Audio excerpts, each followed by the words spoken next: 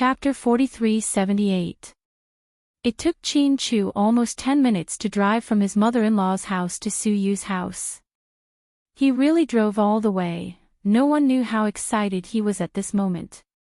At Su Yu's house. When Su Yu opened the door for Chin Chu, he was shocked. "You came so quickly. Were you near my house?" "No." "Then where did you come from?" "Gangxi Road." "Fuck. You flew here." Su Yu was shocked. Chin Chu didn't give him a chance to be stunned and pushed the door open.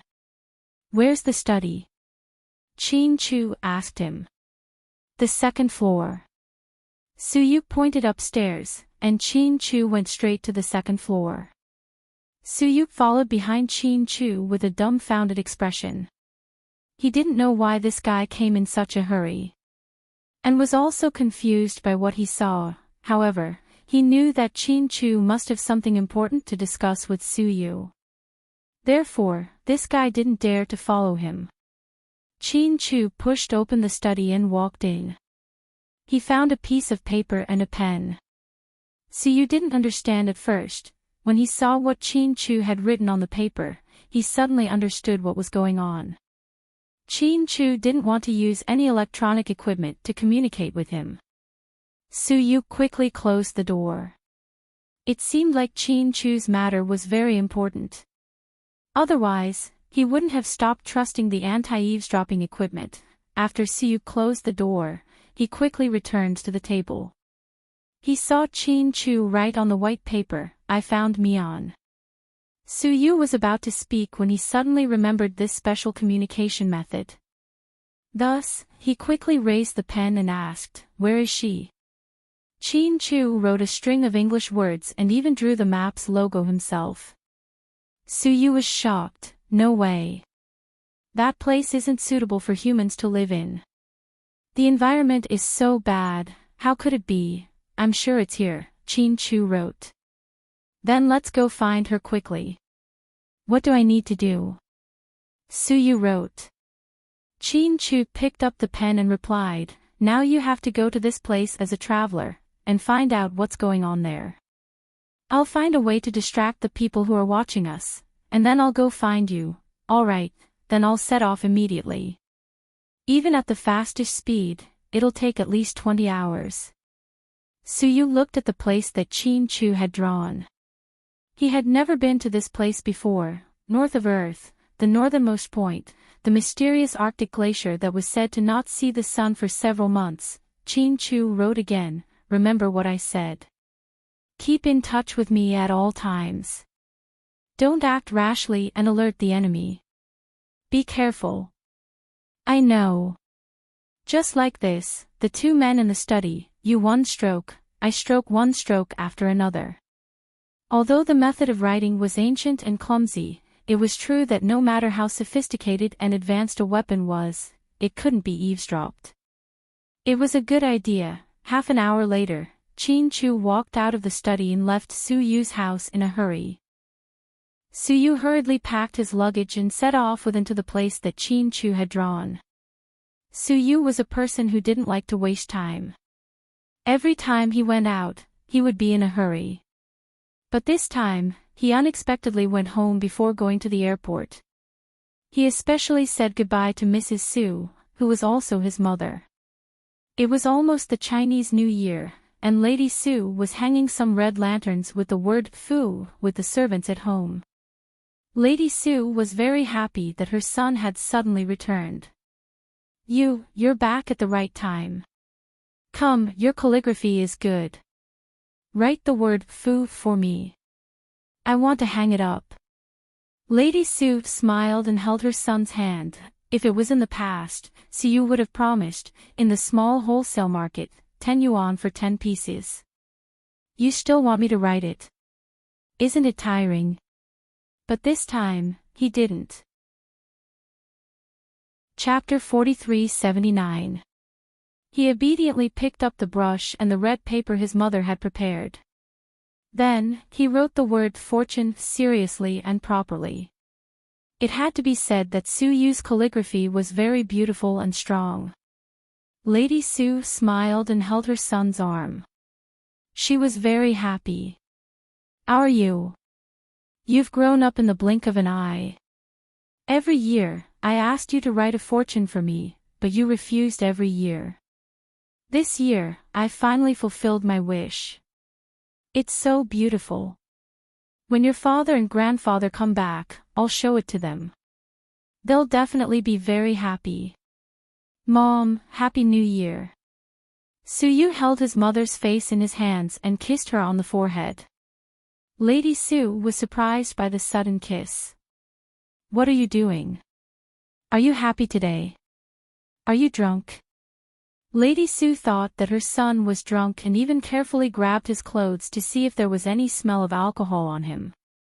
Suyu didn't know whether to laugh or cry. Mom, I didn't drink. I really didn't drink. That's not right. Then why are you so obedient today? You haven't been so obedient since you were 6 years old. Suyu was speechless. Madam, our boss is going out. He came to say goodbye to you. And was talkative. His words instantly made the smile on Lady Sue's face disappear without a trace.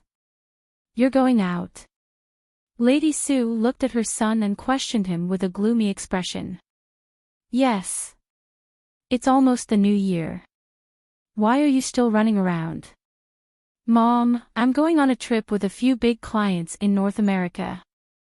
It's related to my billion-yuan business. Suyu made up a story. You only care about money, just like your father.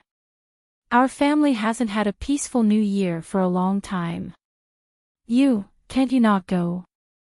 Lady Sue's eyes were filled with grievance, just like a little girl. Suyu's heart ached, but he knew that saving Huamin was extraordinary. Therefore, he couldn't mention it to anyone. And thought that Suyu was really going to the North Pole for fun.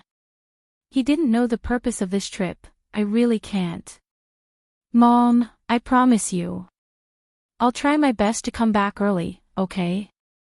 Lady Sue didn't say anything, but she was obviously unhappy. Suyu continued to coax her as he hugged his mother's shoulders. Mom, I'll buy you pretty clothes, dresses, and necklaces when I come back. I don't want it. Lady Sue was angry. Then I'll bring you a pretty daughter-in-law. That's fine, Lady Sue said hurriedly. Ha ha ha ha, you're really greedy. You said it yourself, that you'd bring home a pretty daughter-in-law. I think Yao Yao's pretty good. I called her and she said she went to another city to shoot a movie. I thought she wouldn't have time to come home for the new year, so she came to our house. Let your grandpa and dad see her and give her some advice. It was obvious that Lady Sue liked girls like Han Yueyao. However, Suyu didn't say that Han Yueyao had returned to Jing City, quit Imperial Star, and left the entertainment industry. Firstly, he wasn't sure if Han Yueyao was just saying it out of anger or if she really wanted to leave. He was afraid that if he announced it, she wouldn't be able to come back in the future. Secondly, Nialing Xuan's movie was in theaters, and Imperial Star couldn't have any negative news. Therefore, Suyu planned to announce it after the new year. President Su, it's almost time, and looked down at his watch and urged Suyu in a low voice. Suyu held his mother's hand reluctantly. Mom, don't be angry. I'll come back to celebrate the new year with you. We'll eat dumplings. Go. Come back early. Be careful. Okay, I will. Yeah. Remember to come home early. Lady Sue had said this when Suyu was a soldier. Now, she said it again. But what she didn't know was that this time, Suyu would never come back. Chapter 4380. When Suyu left home, he did not know what he would face this time. He just suddenly felt that it was almost Chinese New Year, so he should inform his mother before going out. After leaving home, Suyu went straight to the airport. Suyu was a super rich person, so it was not strange for him to travel anywhere. The journey to the North Pole was very troublesome because it was sparsely populated. Other than explorers, very few tourists would go there. Suyu trusted Qin Chu completely. He knew that since Qin Chu had chosen the location, it should be right. Therefore, he really embarked on the journey to find Huamin without hesitation. Before boarding the plane, Suyu contacted Qin Chu to ensure that they had set off. Qin Chu then went to the villa in the suburbs. After being controlled, Layla was obviously much more obedient. Qin Chu looked around and saw that there was nothing unusual. Only then did he return home in relief. Then, he contacted Xiao Fei, and Xiao Fei contacted Ian, all the forces gathered at the underwater palace in the North Pole. Qin Chu had indeed been monitored by Linya. This was also the reason why he did not go to the North Pole personally. He had to go to the North Pole. However, Qin Chu was waiting for the right opportunity. It was late at night. Qin Chu sat in the study again. This time, he was not sad or nostalgic. Qin Chu touched his chest. He knew that after being poisoned by the heart with Yugu, his life was completely linked to Huamin. If Huamin died, he would not live alone. Although this was very selfish and people would say that he did not care about the feelings of the children. However, Qin Chu knew that in this life, he would live for Huamin. So what if he was selfish for once? Mian, we should meet soon. You and the children must wait for me. You must. Qin Chu's voice was rarely gentle. He knew that everything was not far away. No matter what Linya's goal was, they had to end it. Underwater Palace. Linya sat on the chair with her long black hair draped over her shoulders. Messiah, what did you say about Layla? My lord, Miss Layla is under someone's control and has completely cut off contact with us. What about the spies we arranged? I can't contact them anymore. I don't know where they are, Messiah replied. Hee, Qin Chu, this kid has some skills, I'm curious too. Miss Layla is so powerful. How did they subdue her? Logically speaking, it shouldn't be possible. They shouldn't be able to lock her up. Miss Layla wouldn't be afraid of anesthesia. I just can't figure it out. Messiah had always thought that Layla was one of Linya's most powerful test subjects. He thought that he was going to do something big, but he didn't expect that he would be taken down so easily. It was really surprising. Linya wasn't surprised. She smiled. You guys are underestimating Qin Chu. If he wasn't capable, Mian wouldn't be so stubborn as to follow him and not listen to me. My lord, what should we do now? Do we need to save Miss Layla? Why should we save her? She's just a piece of trash. Sure enough, Linya really had no feelings for Layla.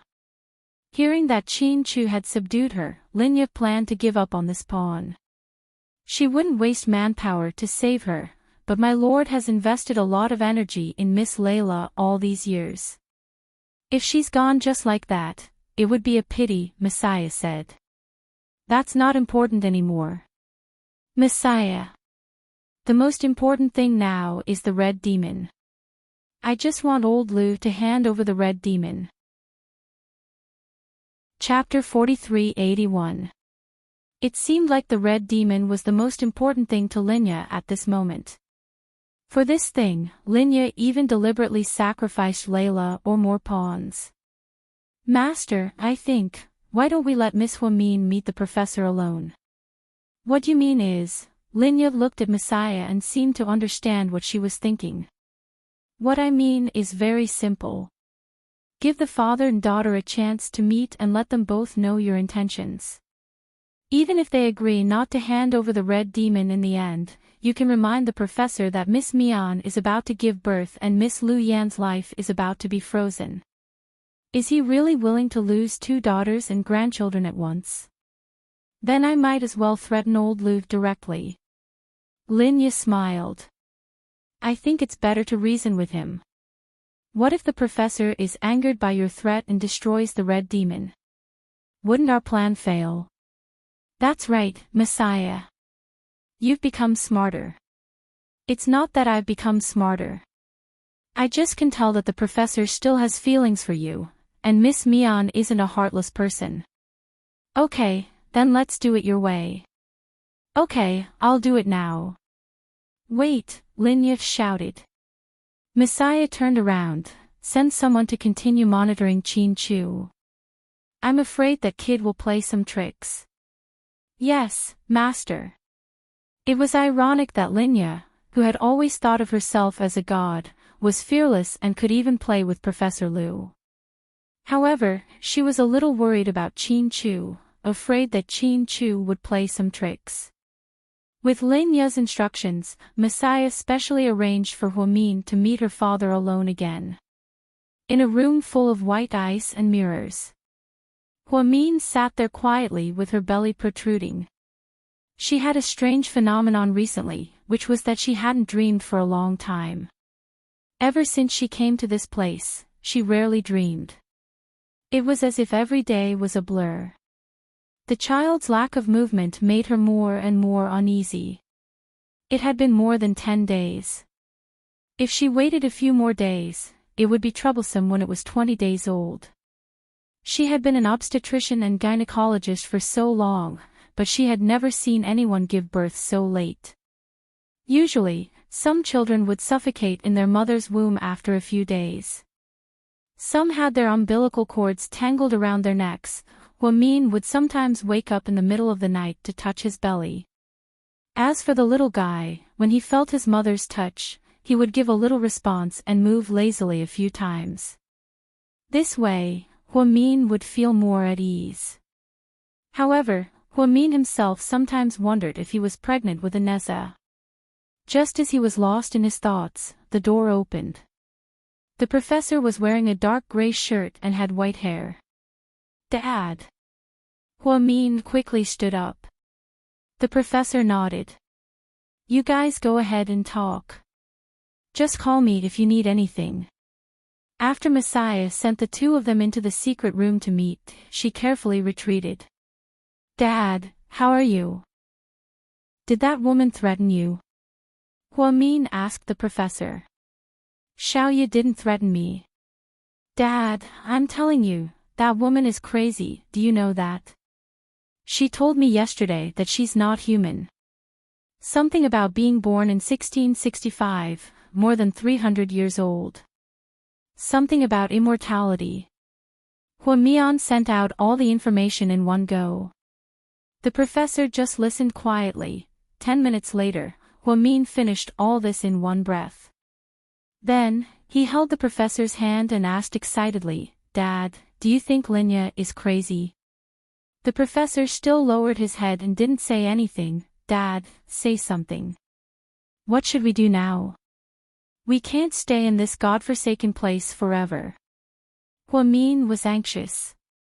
Mian, how trustworthy do you think Linya's words are? The professor asked Huamin.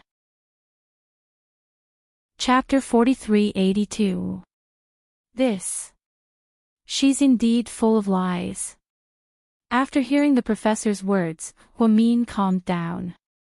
She had been receiving messages from Linya for the past few days, and the amount of information almost drove her crazy. Although she had never wanted to believe in the legend of immortality. However, if someone kept brainwashing her and instilling such thoughts into her, Huamin would indeed become crazy. Therefore, when she told her father this, she said it in a fantasy tone. However, the professor was still calm. Mian. Dad will think of a way to bring you and Yen out. Dad, Yen wasn't born by Linya. She said that only I was born by you guys. She said that Yen was born from a clone of Linya, which is the corpse placed in the cave in Iceland. Actually, the real Linya never fainted. She has been alive all these years. At first, I was wondering why she was so good to me but so cruel to Yen. Now, it seems that she's too vicious. She even cloned herself. Mian, this is all her side of the story. don't be rash. Some things need to be settled. Seeing his daughter speak incoherently in a panic, the professor reminded her. Dad, what do you mean, Mian? If we can help you and Yen escape, it's fine even if we have to hand over the red demon. Dad, we can't give the red demon to Linya. Although I don't know what it is, seeing how desperate she is for it. It can't be anything good. Yen and I will be fine. Qin Chu will come and save us. Qin Chu and I have been together for so many years. Layla must be full of flaws. If Qin Chu finds out that it's fake, he will definitely come looking for us. Yeah, I think so too. I hope Chu can come as soon as possible. The professor agreed with Huamin. Qin Chu was never an ordinary person, so he would naturally discover Layla's identity. Then, he would definitely come looking for the real Huamin. Mian, is the baby still not moving? The professor looked at Huamin's stomach and asked worriedly. Yes, not yet. Huamin lowered his head and subconsciously touched his stomach. How many days past the due date? Almost 20 days. How could this be? The professor frowned. Obviously, it was not a good sign that the baby had been in the mother's womb for more than 20 days. Dad, don't worry. The little guy is fine. He communicates with me every day, and the fetal movement is normal. But we can't go on like this. I keep feeling that something is wrong. The professor was already a genius, but he still couldn't figure out what was wrong. He always felt that everything was so strange now. He couldn't describe what he was feeling, but the Linya and Mian in front of him were so real. But he couldn't tell what was wrong. This feeling was especially bad. The professor sat in the room in a daze, looking at the white crystal walls. He felt that this place, which was the underwater palace built by Linya, was very abnormal. It doesn't seem logical. To be able to build such a luxurious palace at the bottom of the sea, this isn't something that humans can achieve. Even if Linya was a genius, she couldn't have done something so dreamy. Dad, I think it's strange too. But I can't tell what it's like. What's wrong? Hearing the professor's words, Huamian had a subtle feeling in her heart. Chapter 4383. The flight to the North Pole only happened once a month, so Suyu chose to spend a lot of money to take a private plane. On the private plane. And stared at the sea below curiously. He didn't know the purpose of his boss's trip, but he vaguely felt that it wasn't simple. And, you must be hungry. Come, my mother packed this for me before I left. She made the osmanthus cake herself. Let's eat a few pieces. Suyu felt bored and took out a square brocade box that his mother had handed him before he left. When he opened it, he saw that there were exquisite handmade snacks inside. Lady Su doted on her son and was nimble with her hands. Suyu felt warm. He reached out and picked up a piece of osmanthus cake. Suddenly, he found a small thing in the middle of the cake. What was this? Suyu was stunned. Boss, what is this? And saw it too and came over curiously. Suyu put down the cake and took out the little thing. He still remembered that when he left home, his mother had mysteriously given him something. She even reminded him to remember to eat the things inside. However, Suyu only felt that it was an ordinary snack. He did not expect there to be such a thing inside. Suyu picked up the thing and looked at it carefully. He realized that it looked like an amulet. It was cylindrical and very small, but it seemed to be densely engraved with scriptures. Boss, you have good eyesight. Look at what's written on it. What did Madam give you?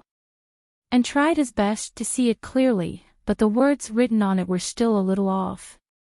Suyu held the mysterious cylinder and pointed it at the light outside the window of the plane. He looked carefully and saw the first few words clearly. It read, Namo. Ho Luo Na. Du luo yi. Fuck. What is this, boss? And was completely dumbfounded when he heard the incantation. Su Yu, on the other hand, suddenly realized. Then, warmth rose in his heart. This is the scripture of the Buddhists' Great Compassion Mantra, Su Yu said. Great Compassion Mantra. Shaowen was slightly taken aback. Yes, the Great Compassion Mantra is an extremely sacred mantra in Buddhism. Legend has it that it can subdue demons and is very powerful. It's a scripture that many eminent monks especially like to recite. My mother has been a Buddhist for many years. She eats vegetarian meals on the 1st and 15th of every month. She also especially likes to recite this scripture when she prays for blessings. It looks like this thing should be an amulet. The temple that my mother likes to go to the most is a very secretive one about 70 kilometers away from the western part of the city. It's called Burrow Temple. She would ask for a protective talisman for me almost every year, but I don't really believe in it, so I've always refused to bring it. She must have been afraid that I would refuse, so she secretly put it in the pastries. When Su Yu said these words, there were tears in his eyes. When his son travels 1,000 miles, his mother worries. Wow, Madam is so nice to you. I'm so touched. Tears welled up in N's eyes. Lady Su was gentle by nature. She must have been afraid that her son would refuse to bring it, so she secretly stuffed it into the osmanthus cake. Now that he saw this thing, he no longer felt that it was superstitious. Instead, it was a mother's longing and blessings for her son. Suyuk held the little thing tightly and wore it around his neck with tears in his eyes. Perhaps it was because he felt emotional, so he chanted softly, Namo Hailuadna Doroi Namo Ahaya. Palyuji Emperor Shibalaya. Bodhi Samyapoi. Mahasa Samyapoi. Mahajula Nigya. Suyu was talented and intelligent. There were only 84 sentences in the Great Compassion Mantra. He had memorized it since he was young, but he refused to say it. Now, for the sake of his mother's deep feelings for him, he wanted to say a few words to repay his mother's blessings. Unexpectedly, as he chanted the Great Compassion Mantra, lightning suddenly flashed and thunder rumbled in the fine weather. Almost instantly, the weather changed. The plane was also affected and began to sway. Boss, what's going on? Shaowen was scared silly. Chapter 4384. To be honest, Suyu was also dumbfounded at that time. After so many years of flying, he had never encountered such a strange thing. Therefore, in his panic, he didn't want to continue chanting the Great Compassion Mantra. He stood up and looked out the window. However, something strange happened again. Almost in an instant, the weather became better again, as if everything that had happened was just an illusion. Fuck. What's going on? Did we encounter a space-time tunnel? Are we going to transmigrate? And wiped his sweat in fright. Calm down. Just now, we should have encountered a very strong airflow. Suyu explained. Airflow. Is that an airflow? Is that a tornado? And felt that the plane was about to fall apart. Could it be as simple as an airflow? However, the weather was better and the plane was stable again. Suyu stood up and opened the cockpit door. How is it? Are there any problems? He asked the captain in English. No. The captain seemed to be calm. Suyu heaved a sigh of relief. It was a false alarm. Then, the two of them sat back down and ate the osmanthus cake that Lady Su had brought. When Suyu left, his original phone number was already turned off.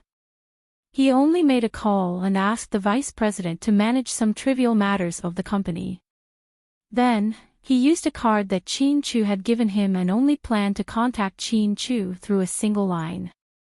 In the underwater palace. Linya was in the main hall.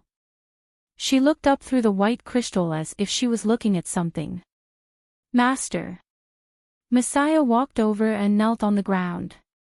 Someone is approaching us. Who? Linya didn't say anything, but her expression didn't look too good. I originally planned to have fun with them. But now, it seems like I can't. I have to get the thing as soon as possible. Otherwise, I won't be able to explain it to him.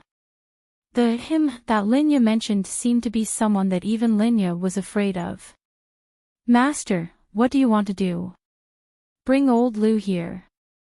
I want to talk to him about something important. Yes, Master.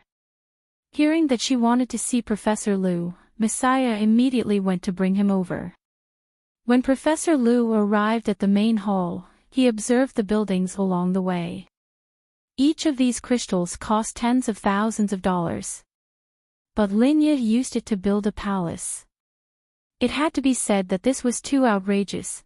Professor Lu had always been interested in advanced technology, especially natural ores.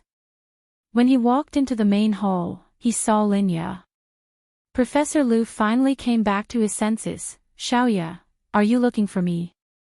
Professor Lu still had a warm smile on his face. He kept calling her Xiaoya.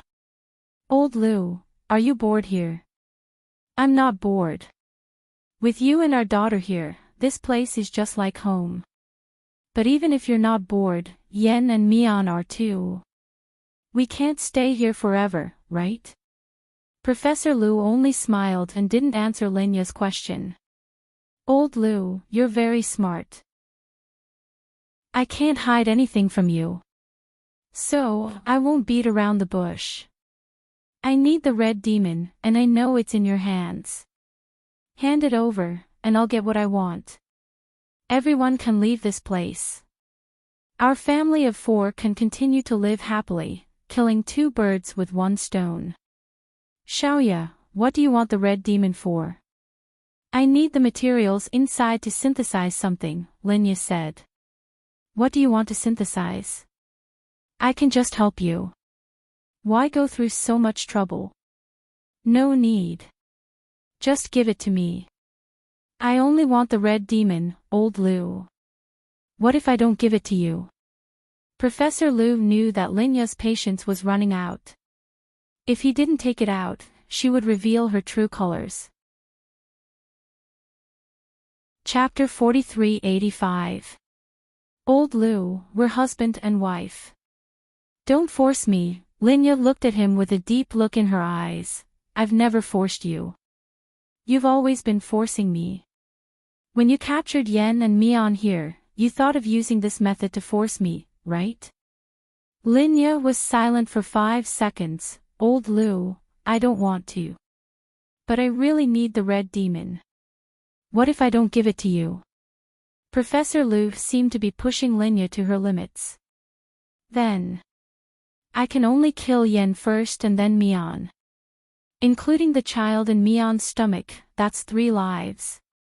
Your loved ones, old Lu. You've dedicated your entire life to scientific research. You're not a good father or a good grandfather. Now, if you don't hand over the red demon because of your own selfishness, then you'll lose the 3 people you love the most. Linya, do you know what you're talking about? Professor Lu's voice changed. It was no longer as gentle and patient as before. Of course I know. You keep saying that you want to kill them. Aren't they your children? I can have a lot of children, but there's only 1 red demon. I need the red demon, I need it more than anything else, so don't provoke me, old Lu. I've tried to ease our relationship. I set up a dinner party so that the 4 of us could reunite. I've taken good care of Mian and made dumplings for her personally. I've never been angry at her or punished her when she said mean things to me. How can I not love her? I also want the best result, that's why I said that you'd better be good and give it to me so that everyone can be happy, or else, you'll regret it. For that thing, you can harm your own daughter. You're really heartless. Professor Lu stared at Linya with disappointment in his eyes. If you'd rather the children die than hand over the red demon, then what's the difference between you and me? You're even more vicious than me. Old Lou, we're all adults. Don't play word games and don't play the emotional card. I'm being very straightforward. Give me what I want, and I'll let you go. Yeah, I don't care about the red demon. Really? It's useless to me all these years. I just want the four of us to be together. If Yan, Mian, and I don't go out for the rest of our lives and stay in this underwater palace with you. Don't insist on the red demon, okay? Our family of 3 and 4 will live happily ever after. Linya didn't expect Professor Lu to say such a thing. Professor Lu's words were simple: if she didn't want the red demon, they wouldn't go out. Everyone's life's eyes. Each of them took a step back, but how could Linya agree? She definitely wouldn't agree. Old Lu. What are you thinking? The intelligence quotient of our family of 4 is greater than that of an entire country. Are we 4 geniuses going to stay here forever? Wouldn't it be a pity to waste the brains of geniuses? Shouldn't we go out and do something big? What do you mean by something big? For example, do you still need to ask me? Didn't you already know the meaning of the red demon's existence more than 20 years ago? Old Lu. You know what it represents, and you know how powerful it is. I dare to do what you don't dare to do. The red demon won't be of much use to you. Give it to me. I won't let you down. Old Lu, tell me, where is it? Linya approached Professor Lu.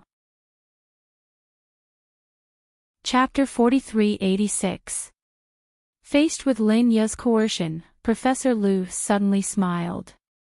It was as if he knew from the moment he stepped into this place that Linya would treat him like this. She wouldn't be able to control her temper and wouldn't have the patience to continue acting with them. Linya had gone through so much trouble to gather the professor, Mian, and Yen here. She wasn't here for a family reunion. She was here for the red demon. Professor Lu knew very well what the red demon meant to anyone, especially those with wild ambitions. Otherwise, he and Yen wouldn't have been hunted down for so many years. What are you laughing at? Seeing Professor Lu laugh, Linya was a little annoyed. Yeah, if I told you that the red demon isn't in my hands now, would you believe me? Linya was slightly stunned after hearing that. How dare you trick me? Linya glared at him. No, I wouldn't carry something like the red demon with me. After all, I'm the target of conspirators all over the world. If I'm caught, wouldn't all my efforts be for naught? Then where's the red demon? Linya didn't seem to want to beat around the bush anymore. She was determined to get the red demon. She knew that Professor Lu wouldn't hand it over so easily. That was why she used Huamin, Lu Yen, and the child in her belly as a threat. At this moment, Siyu Anan arrived at the North Pole on an expert plane. Boss, put on your down jacket first. The temperature down there will definitely surprise us. And was a meticulous boy. He had taken care of Suyu all these years. Not only was he his bodyguard, but he was also his nanny. Therefore, he had checked the temperature here before coming to the North Pole. Seeing that it was so cold, he quickly took 2 down jackets. Suyu calmly put on his down jacket, gloves, hat, goggles, and other layers of armor. Then, 2 people got off the plane. The captain often sent explorers over and had some experience. Mr. Su, this is the supply station at the North Pole, which is also a place to rest. There's water and food here. I suggest you tour around here. Remember not to go too far. This place looks beautiful, but there are many dangers hidden. The captain spoke fluent English. Danger? And was stunned. For example, Suyu looked at the captain and asked. Polar bear, Suyu, and was speechless. Anyway, I wish you good luck. No matter what you do, I'll come here to pick you up in 3 days. This is a request from the travel company. This place is very barren, and there's no place to travel. Even if you're exploring, 3 days is enough. Good luck. In the end, the captain patted Suyu on the shoulder, said a few words, and left. It was Suyu's first time coming to such a desolate place. The North Pole was currently in the polar night, which meant that it was night for 24 hours, and it was continuous. After Suyu and An got off the plane, they entered the supply station.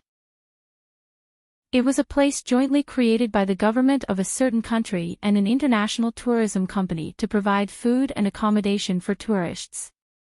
The first was to protect against the cold, the second was to protect against ferocious animals, and there were also some emergency medicine boxes. There were 2 clean and tidy beds inside. Anne was probably a little tired from the flight. He put the luggage on the ground and lay on the bed to catch his breath. This is the first time I've traveled so far. Boss, do you want to take me to the South Pole next time, to play with penguins or something? Hearing Anne's words, Suyu chuckled. This kid was quite optimistic. After laughing, Suyu took out his special phone and called Chin Chu. Hello. Chin Chu, I'm here, Suyu said. Chapter 4387. It's been a long journey. Chin Chu was touched that Suyu had gone to the North Pole before Chin Chu. Let's not talk about the degree of danger on the other side. Let's just talk about the torment of the transportation. Ordinary people couldn't stand it. It was almost the traditional Chinese New Year in China. Suyu didn't say anything when Chin Chu asked him to. How could Chin Chu not know about this? He had considered asking Rick and Xiao Fei to come over directly. However, compared to Suyu, Rick's and Xiao Fei's identities were too complicated. He was afraid that they would be targeted. There would be too many people and they would alert the enemy. Suyu had the simplest background, so he probably wouldn't attract Linya's attention. Xiao Fei had also received Chin Chu's message and was on his way. However, he asked Suyu to scout the way first. It's not hard, as long as we can find Mian. It's the polar night here, and I don't have any detectors on me. I plan to rest for a while and go to the place you mentioned. The phone I gave you can locate and navigate. You have to be careful. Okay. The conversation between the 2 men was extremely short. Suyu was the first to arrive at the designated location. Chin Chu felt that he was getting closer and closer to Mian, however, he felt more and more uneasy. This feeling was extremely terrible. Suyu and An lay down for about half an hour. Let's go. Suyu stood up. Where are we going, boss? To a place. I'm very sleepy. Let's sleep for a while first, okay? We'll go tomorrow. An was really too sleepy. He couldn't even open his eyes. He didn't know if he was airsick or something. Then you sleep first. I'll go take a look myself. Suyu didn't make things difficult for him. He put on his down jacket and got up to leave. Hey, don't. Boss. What are you doing? I can't let you take the risk alone. What if you're eaten by a polar bear? And struggled to get up and chased after him. The master and servant shuttled through the North Pole. Boss, look, when they walked out, they found that although it was night time, there was an aurora. The moment Suyu raised his head, he was also slightly stunned. What a beautiful aurora! In order to see the aurora, he had been to China's North Pole village in Finland, where he stayed in a high-class hotel. This was the first time he had come to such a northerly place, and the aurora here could be seen just by looking up. She was so beautiful that it made one dizzy. It was like special effects in a movie theater. The green light made people unable to take their eyes off it. Do you want to take a picture with me, boss? And took out his phone. He didn't want to miss such a beautiful moment. Suyu was very calm. Forget it. The most beautiful scenery can only be seen with your eyes. Cameras can never capture it. Hearing Suyu's words, and put away the phone, and the two of them walked forward. Suyu took the special mobile phone that Chin-Chu had given him and followed the GPS.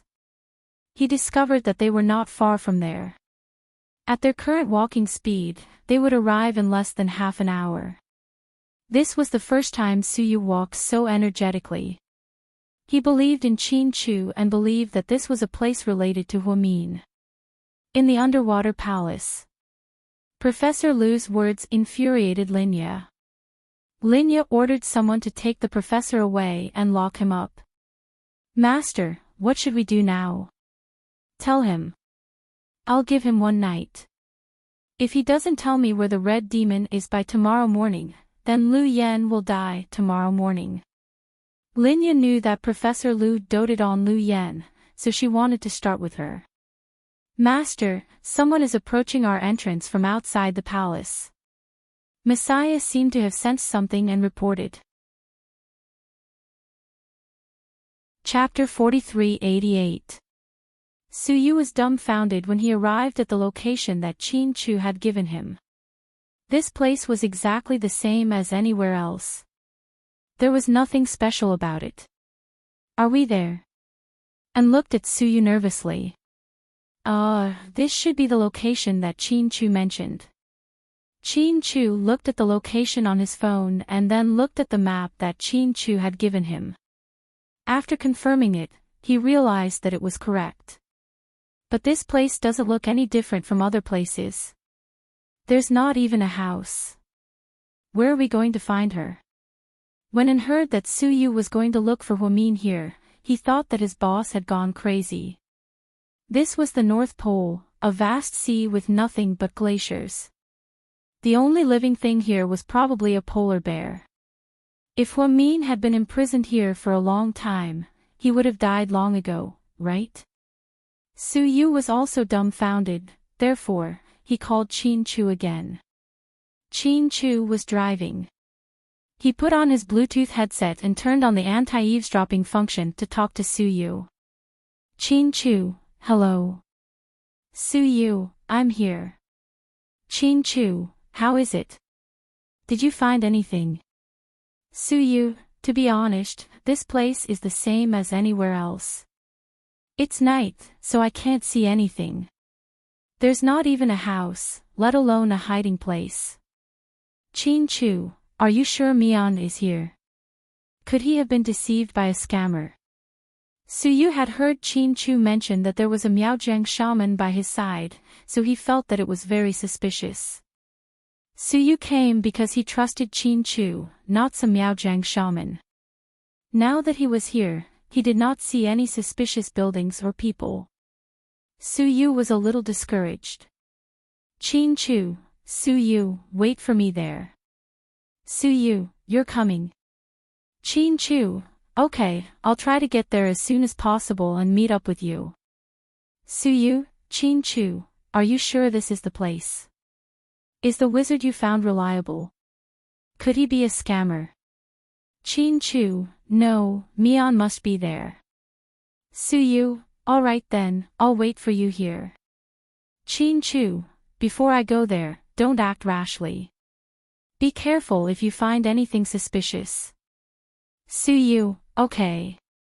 After hanging up, Chin-Chu called Xiaoling again.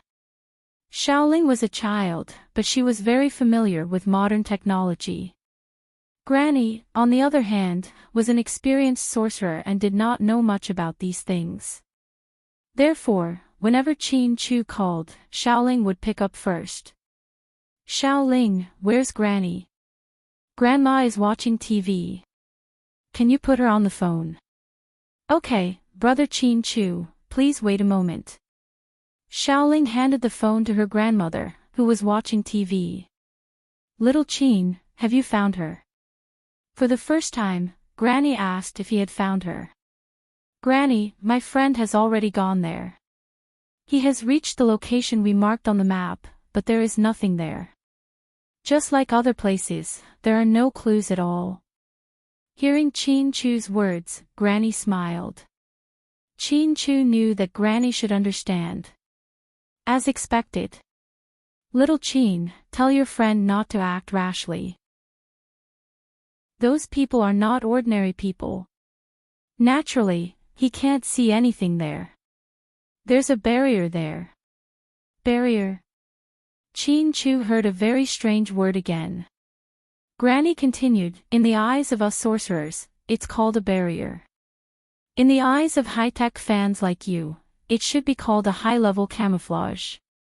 In other words, the other party has some advanced equipment that uses light to hide their location. On the surface, it's impossible to see.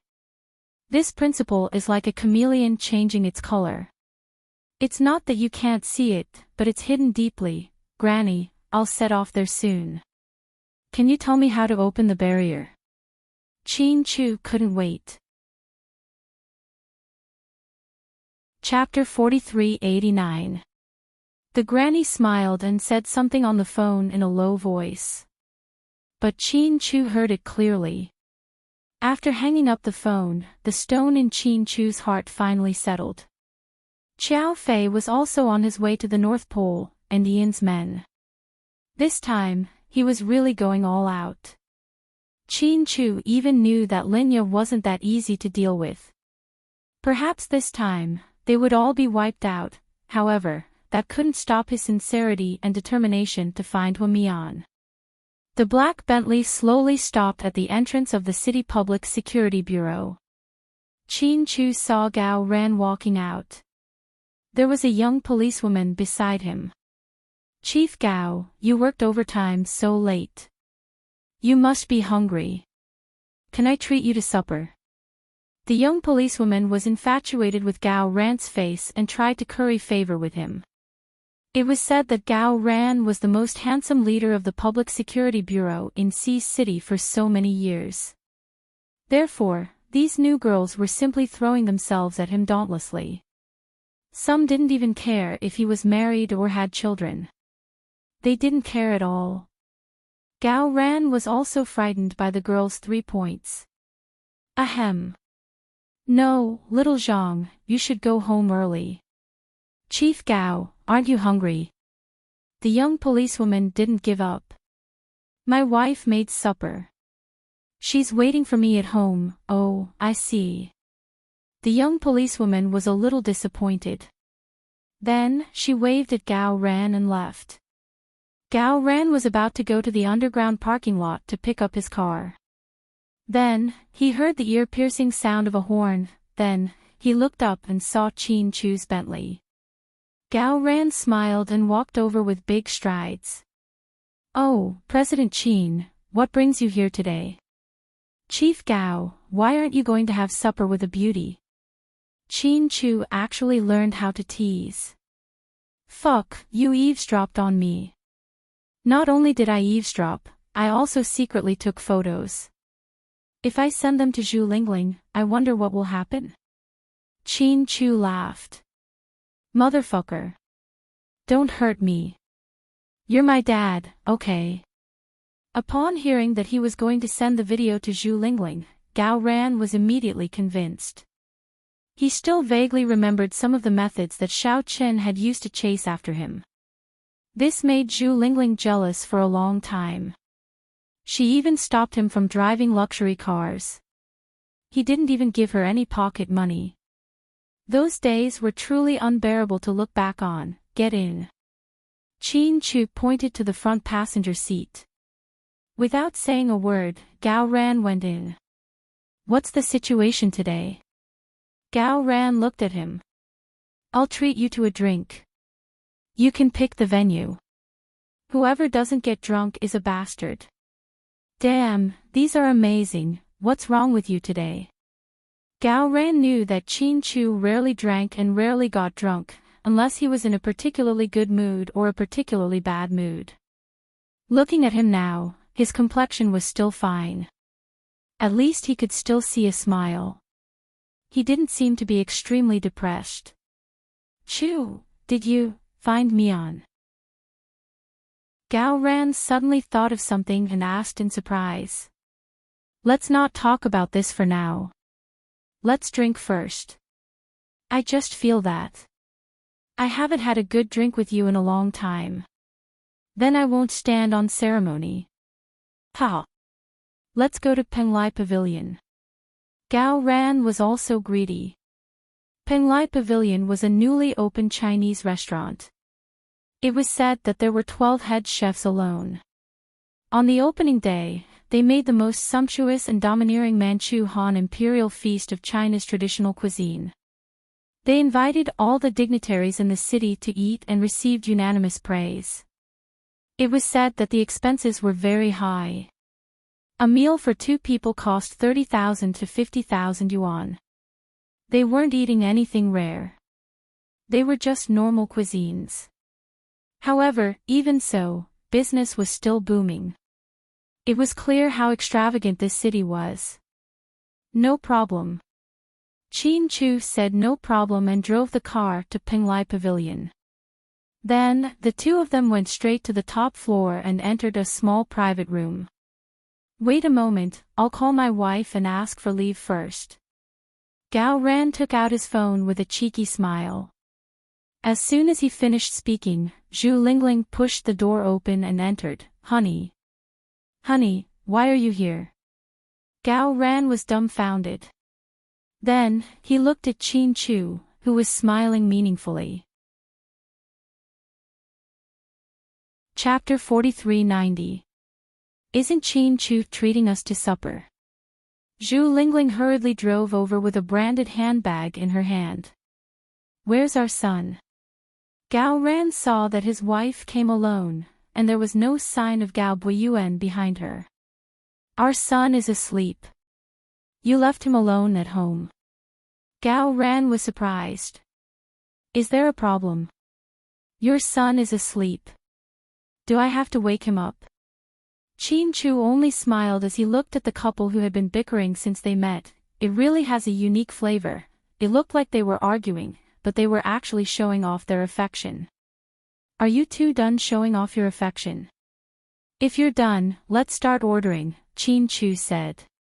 The rich guy is treating us to dinner today, so we're here to eat. Honey, you can order whatever you want, don't be shy. Gao Ran looked like it was a waste not to eat. Zhu Lingling sat beside him and picked up the menu. Chu, how's the quality of this year's dog food? Gao Ran pretended to be obedient. Qin Chu took out a box of cigarettes very elegantly, took out one, and placed the rest on the table. Then, he wasn't in a hurry to light it up. He just fiddled with the good-looking cigarette in his hand. He said slowly, I refuse your dog food, kick over your dog bowl, and blow your dog head off. Ha ha ha ha ha. Gao Ran laughed out loud, not caring about his identity as the chief. She had known Qin Chu for so many years, but he rarely made jokes like this. Therefore, to be able to hear a popular joke from him on the internet, the probability was basically the same as winning the lottery. That wasn't all. Gao Ran took out his phone and said to Qin Chu, Chu, say what you just said again. I'll record it for you and send it quickly. Qin Chu, stop showing off, hurry up and order. Don't piss off our tycoon. If he runs away, are you going to treat him?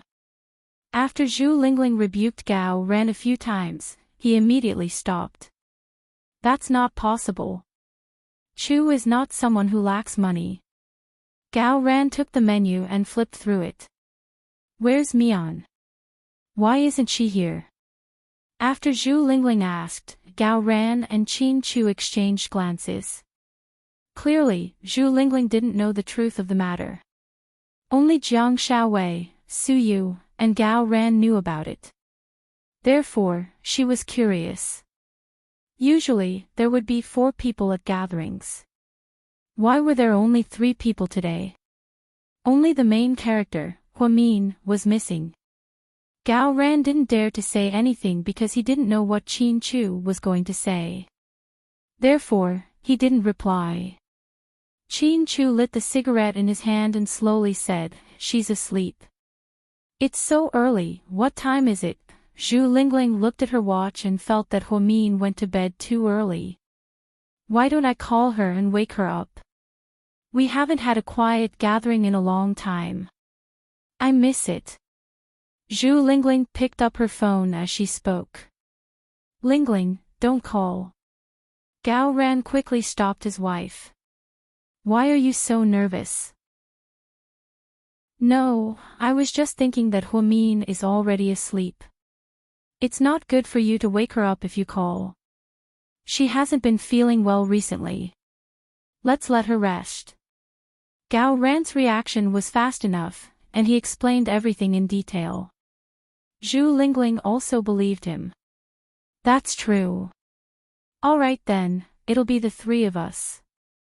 Waiter, bring in a case of beer. It was Qin Chu who said this. After Qin Chu finished speaking, Gao Ran and Zhu Lingling were dumbfounded. Hey, what's wrong with you? Gao Ran asked him.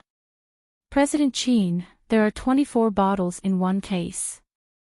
Even if the three of us split it equally, it'll be 8 bottles each. Are you okay? Zhu Lingling was also shocked. Qin Chu asked for beer, which was a once-in-a-lifetime opportunity, and he even brought in a case. In all these years, it had only happened once. It was right before their high school graduation. At that time, they thought that Qin Chu and Huamin were going abroad together, so the four of them drank too much at the party. Qin Chu and Huamin also slept together at that time. Zhu Lingling and Gao Ran still used it as a joke. Chapter 4391. In the face of the couple's exclamations, Qin Chu only said indifferently, "Do you dare to drink?" "Of course, why wouldn't I?"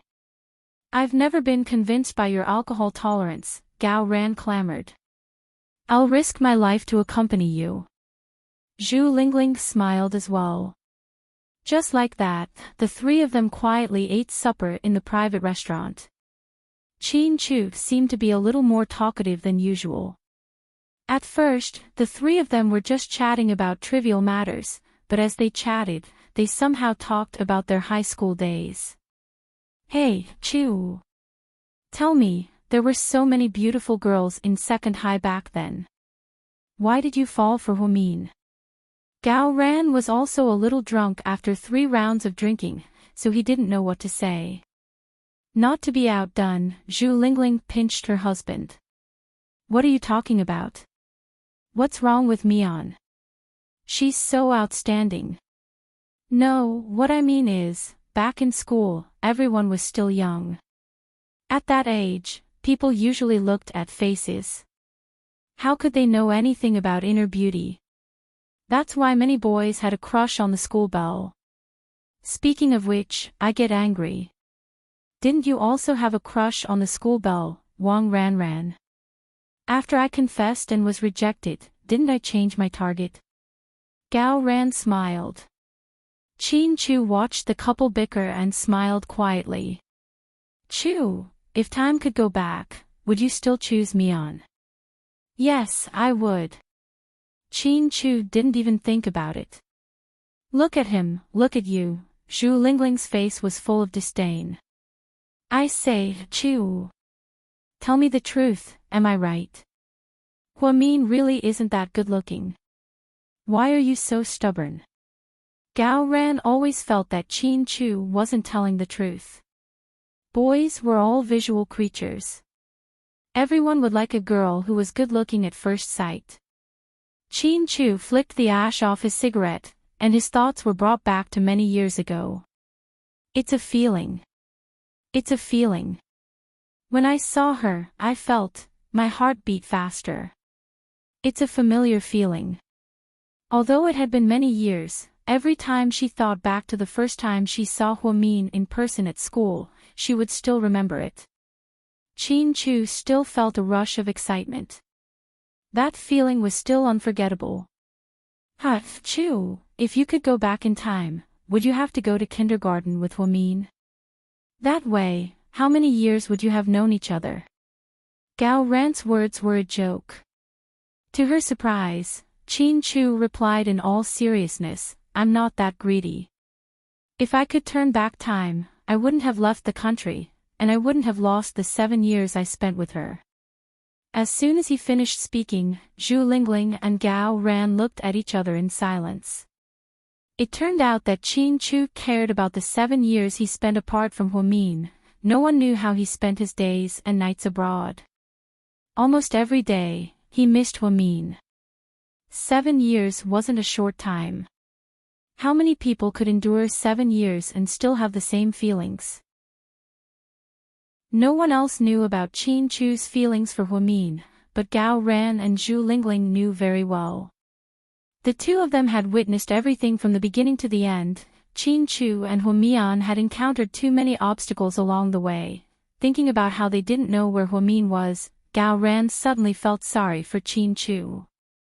"Chu, everything will pass, everything will get better."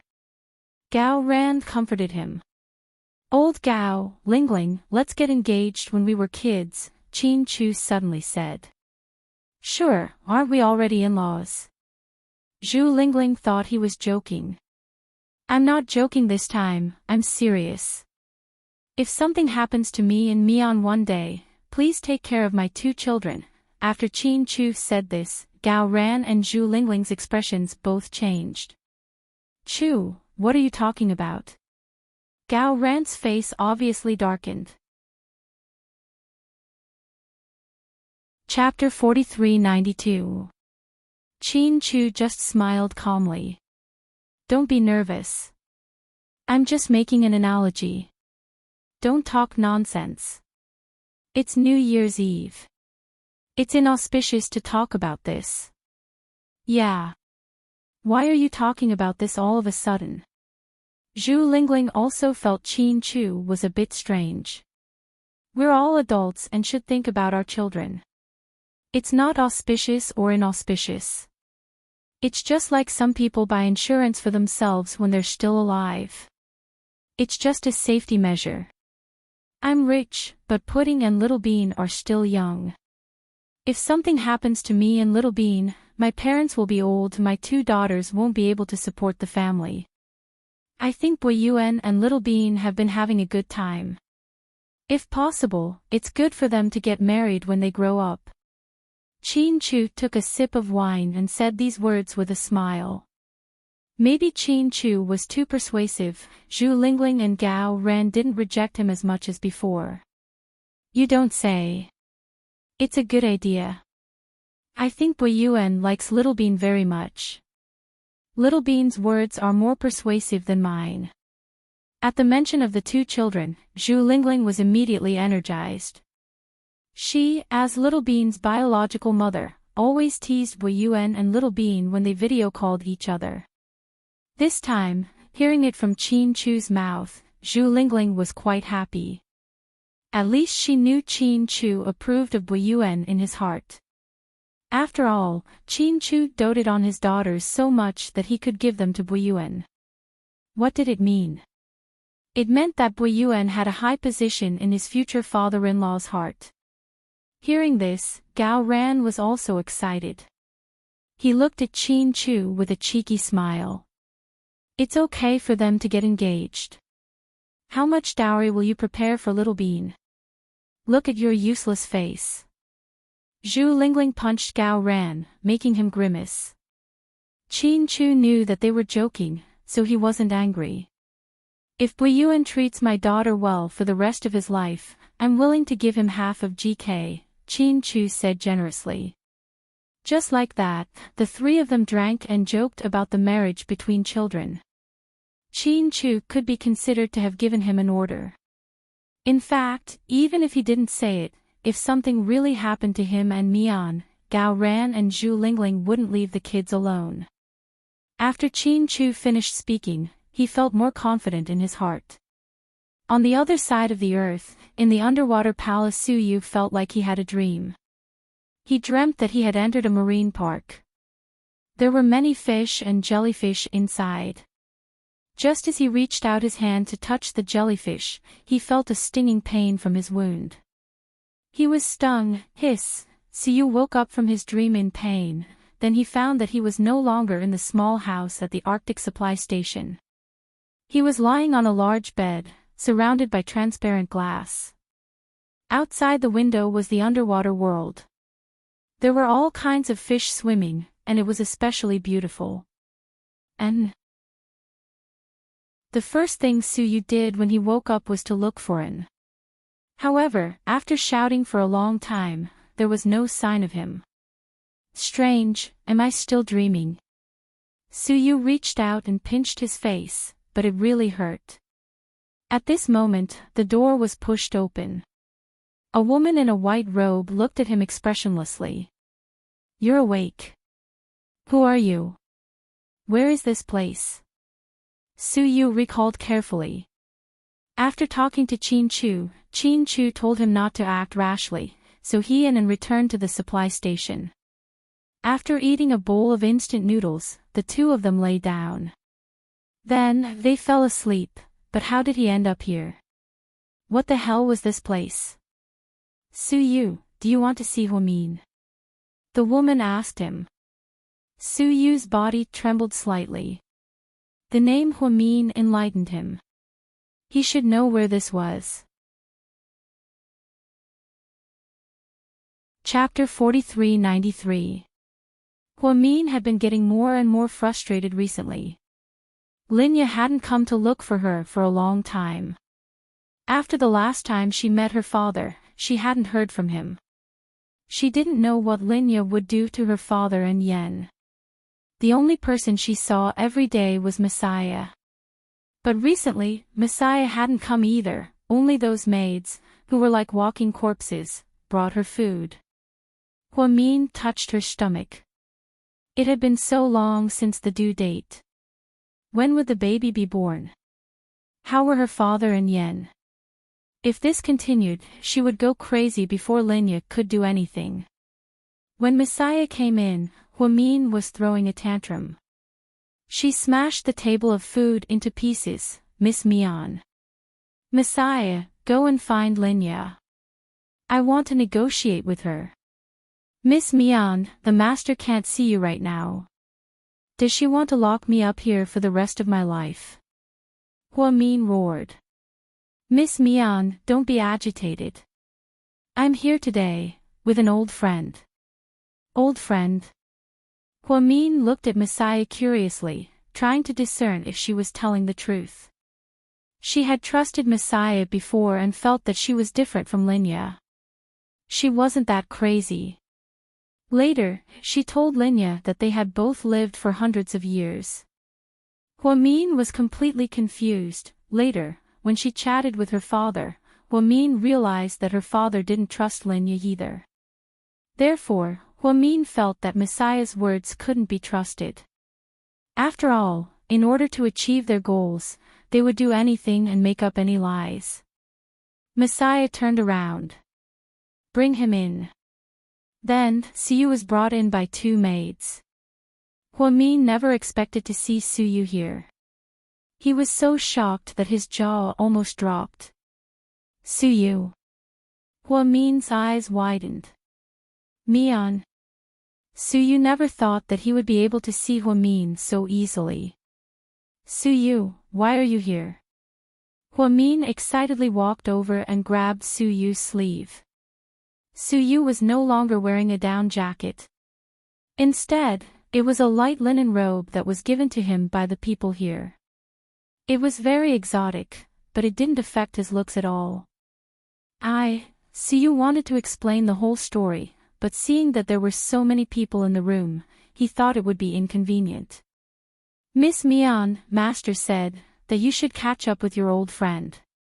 After saying that, Messiah and her men picked up the food that Huamin had smashed and left. Only Suyu and Huamin were left in the room. Mian, Suyu really wanted to tell her everything. However, he saw that Huamin's gaze was a little strange, as if reminding him that the walls had ears. Suyu understood, so he started to talk about things that weren't important. Mian, we all miss you, he said. Me too. How's my husband? Did Layla? No, Chin Chu already knew that something was wrong with her, so he never had any intimate contact with her. Don't worry. Su Yu seemed to understand Huamin's thoughts very well. Before she could ask, he told her everything. Although he knew this would happen, Huamin was still relieved to hear Su Yu confirm it himself. Is the baby okay? Seeing that Huamin's belly was still bulging, Su Yu was a little excited. The little guy is fine. Does that mean he's already past his due date? How long has it been? Su Yu thought that the little guy had been born long ago. Yes, it's been 22 days. How could this be? Will he be okay? Su Yu looked at Huamin's belly worriedly. At this moment, Linya was watching Huamin and Su Yu's every move in the hall. Master, is it appropriate for them to meet? Su Yu will bring a lot of information to Miss Mian. Won't it be more difficult for us? Chapter 43-94. Linya only smiled faintly. I think Su Yu came at the right time. Isn't that wretched girl worried about her best friend the most? On the other side, Qin Chu, Zhu Lingling, and Gao Ran drank until midnight. The three of them were already drunk. It seemed like Qin Chu hadn't indulged himself like this in a long time. His personality was different from Su Yu's. Su Yu had a fiery personality. If he was unhappy, he would drink and feel better. Qin Chu wasn't like that. All these years, he had always been like water. No matter what happened in the outside world, he would do whatever he wanted. When he was in a bad mood, other than Huamin, he wouldn't listen to anyone else. When the three of them sat together, they couldn't help but think of the past. Qin Chu also drank a lot, which was rare. Old Qin. I'm so happy today. I haven't had such a good drink in a long time. Gao Ran wobbled as he walked. Zhu Lingling supported her husband. My husband has been under a lot of pressure recently. For some reason, the municipal bureau has been working overtime until late at night. There have also been so many murders, and he hasn't been given an explanation. The higher-ups have been putting pressure on him, and as a housewife, I can't help. So, tonight, it's rare to see him so happy. Qin Chu, you're the best. Zhu Lingling's cheeks were also red as she gave Qin Chu a thumbs up. I called a designated driver for you guys. Go back and rest early. What about you? Gao Ran looked at Qin Chu. I called a designated driver too. I'm going home to rest too. Okay, today was very enjoyable. Let's fight another day. Gao Ran didn't know what Qin Chu had decided or where he was going. Therefore, he only thought that he was in a bad mood today and wanted to get drunk. Qin Chu stood where he was and watched Zhu Lingling and Gao Ran's car drive away. Then, he did not call for a designated driver to return to South Hill Manor. She went to the first hospital. He went to visit someone. Yes, someone who had been forgotten by everyone for a long time. When Qin Chu walked in, Jixin heard him and quickly stood up. Brother-in-law, why are you here? During this time, Jixin had been taking care of his mother and Bella. Bella had been unconscious for a long time. In the beginning, everyone came to visit often and even felt sad for Jixin. But as time passed, it faded away. It was unknown when Bella would wake up. The surgery was performed by Qin Chu. He was very clear that Bella's situation was very bad. To put it bluntly, she might be in a vegetative state for the rest of her life. Bella and Jixin hadn't been married for long, and they didn't even have a child. Thinking of Bella's accident, Qin Chu felt guilty. If he had killed that monster Jingde earlier, such a tragedy would not have happened. Bella had been on her guard for a long time. Her only mistake was telling the fake Huamin about this. That was why she was killed. If Qin Chu hadn't performed the surgery himself, Bella might have been a corpse. Yeah, I'm here to see Bella, Chin Chu said. Brother-in-law, have you been drinking? Jishin was surprised to smell the strong smell of alcohol on Chin Chu. He knew that his brother-in-law rarely drank so much. Chin Chu didn't answer. He just walked to the bed and looked at Bella. Has Bella not moved at all? What did the attending doctor say? Hearing this, Jishin's eyes dimmed.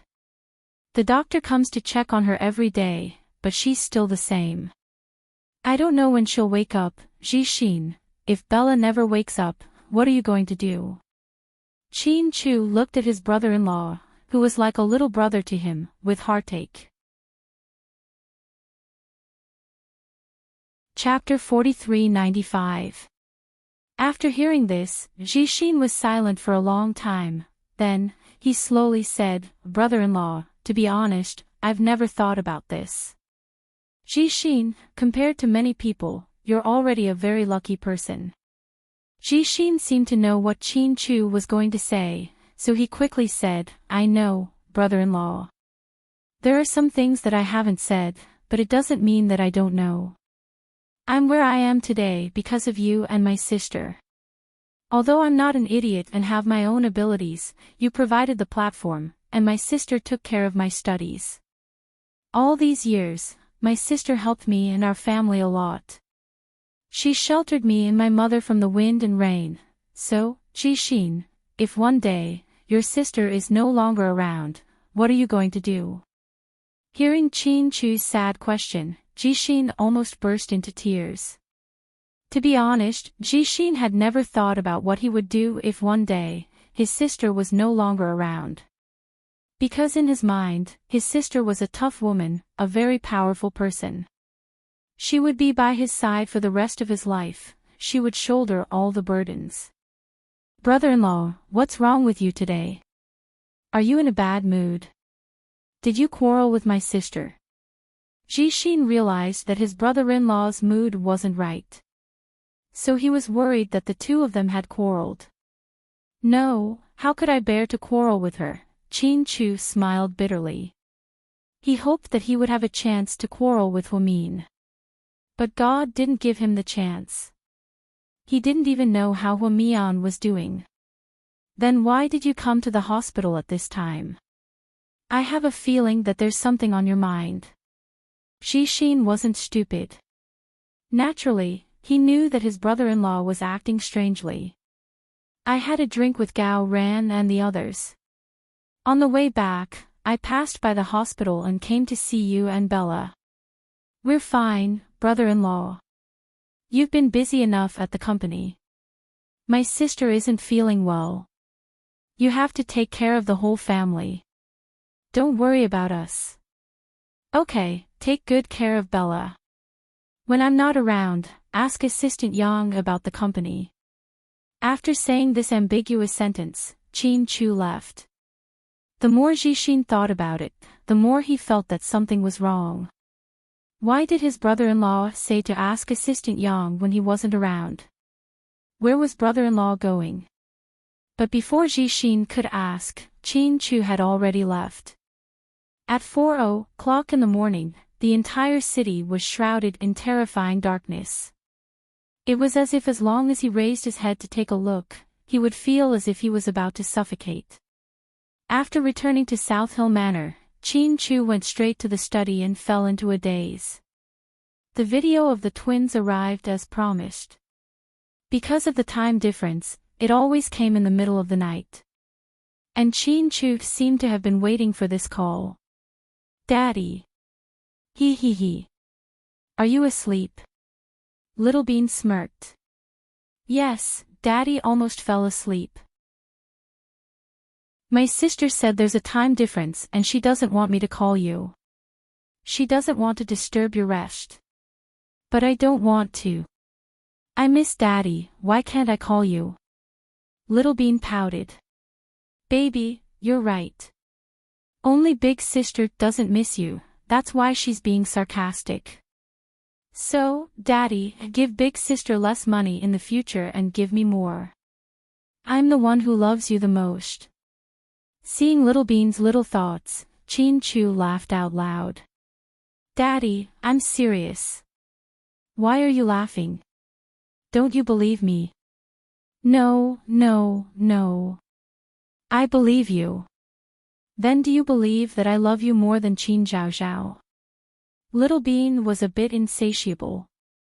Qin Mumu, you gossipy woman. Don't you feel embarrassed talking bad about me behind Daddy's back? Do you think I won't throw you into the river to feed the fishes? Pudding's voice sounded behind Little Bean. Chapter 4396. Alright, both of you, stop arguing. Daddy believes that both of you love Daddy equally. Chin Chu felt a headache coming on as he watched the two children argue. He smiled helplessly and tried to calm them down. It's not the same. I love Daddy more, Little Bean corrected. Little Bean, on the other hand, was especially domineering. Pudding glanced at Little Bean's chubby face calmly. You can't just say that you love Daddy. What have you done for Daddy?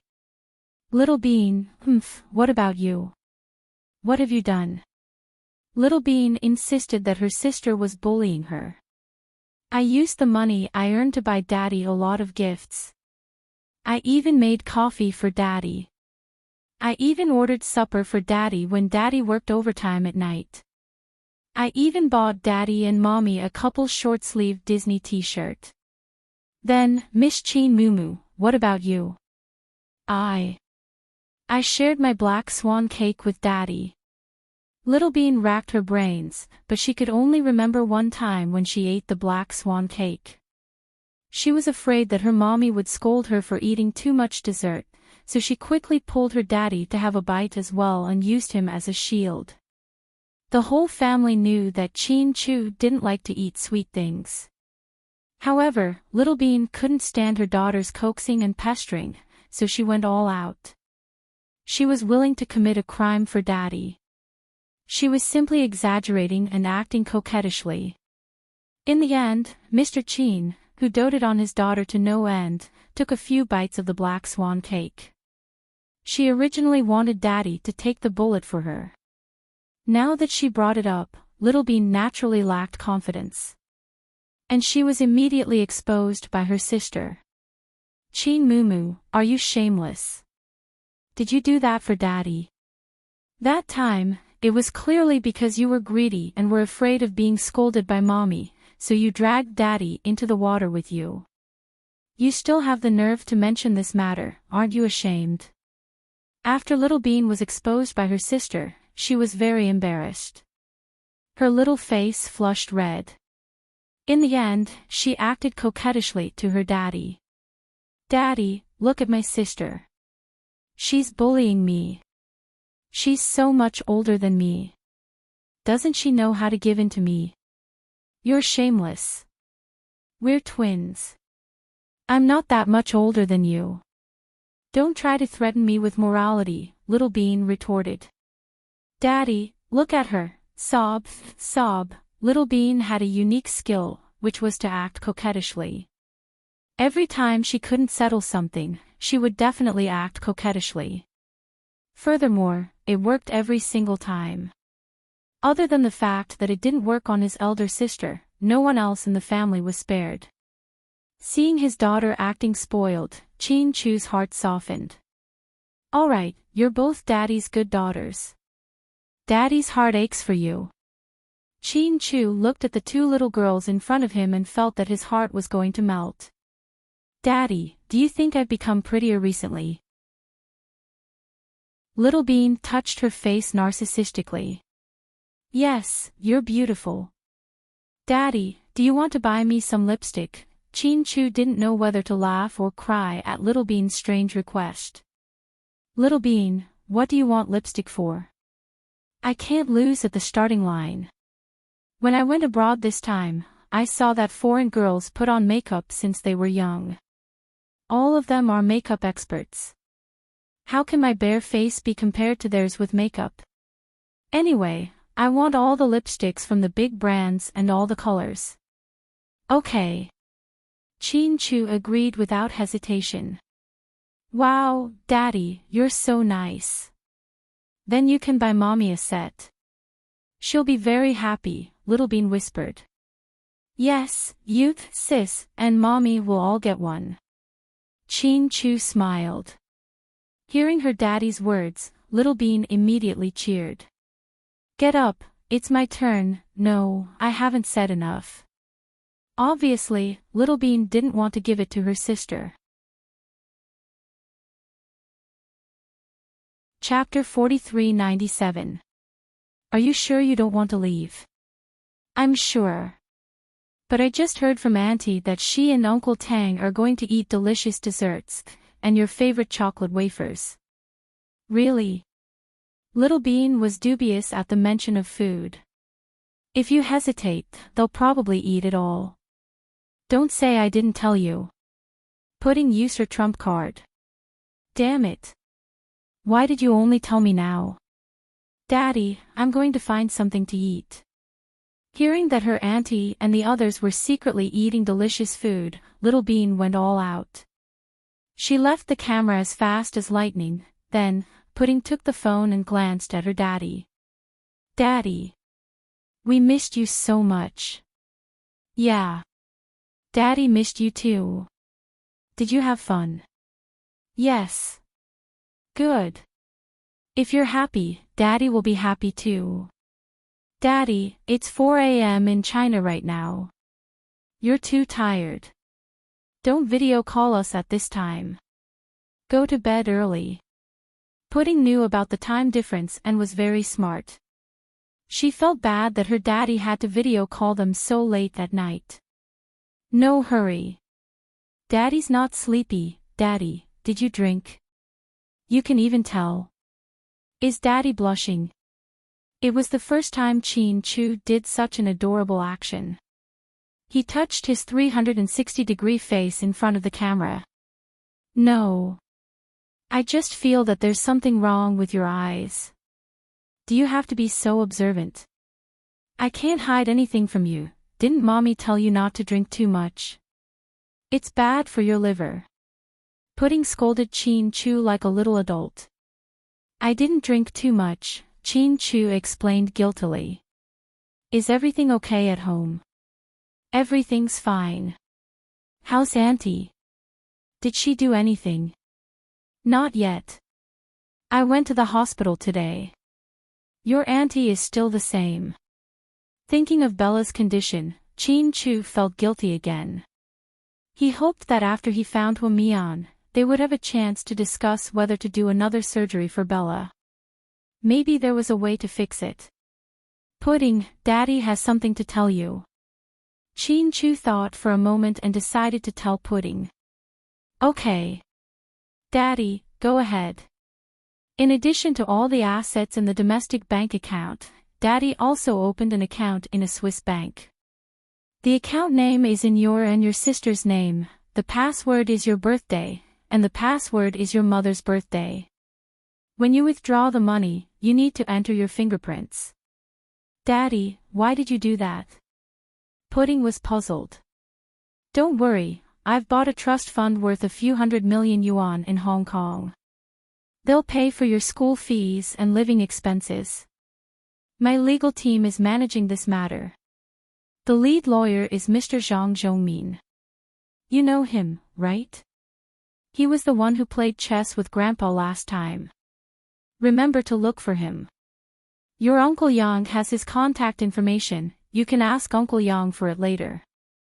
I've already divided the company's shares into 5. Other than you, your sister, your uncle, and your aunt, the remaining shares belong to the other shareholders, Chin-Chu said quickly. Daddy, why are you telling me this? What happened? Pudding had a vague feeling that her daddy was acting weird today. Chapter 4398. The more Pudding listened, the more scared she became.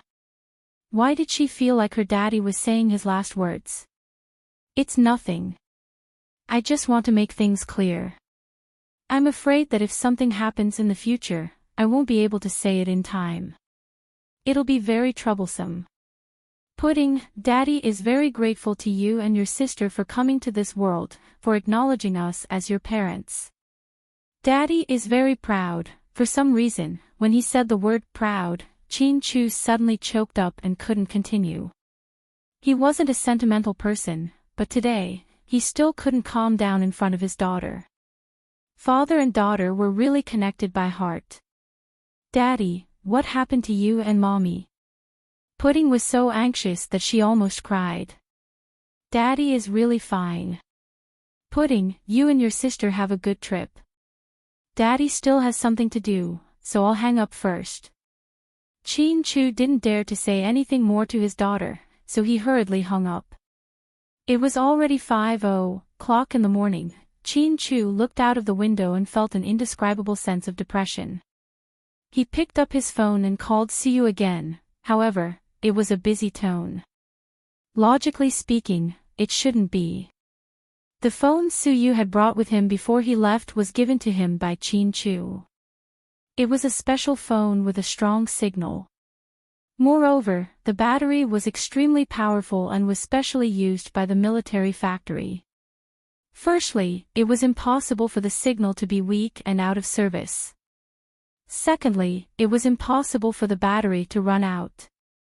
Therefore, when he heard the beeping sound, Chin-Chu could only feel that something was wrong. After hanging up, Chin-Chu called again 10 minutes later, but it was still the same. An ominous feeling came to him. Could it be that something had happened to Suyu? He didn't listen to him and went to that place to look for Huamin again. The more he thought about it, the more confused Chin-Chu became. He decided to call Qiao Fei and ask where Qiao Fei and the others were. Unexpectedly, it was the same. Qiao Fei's phone also beeped with a busy tone. Chin-Chu was restless. At 5:00 in the morning, he drove to the city center to look for his mother-in-law. In the underwater palace the moment Huamin saw Suyu, she was happy and pleasantly surprised. However, after chatting for a while, she suddenly had a terrifying thought. Was the Suyu in front of him the real Suyu, or was he a clone of Suyu? After all, this was Lin Ya's territory. She might do something reckless to her and her father in order to obtain the red demon. Mian, what's wrong? Seeing that Huamin was deeply worried, Suyu was also puzzled. Suyu. I've been thinking about the past while I've been here. I feel like time has passed very quickly.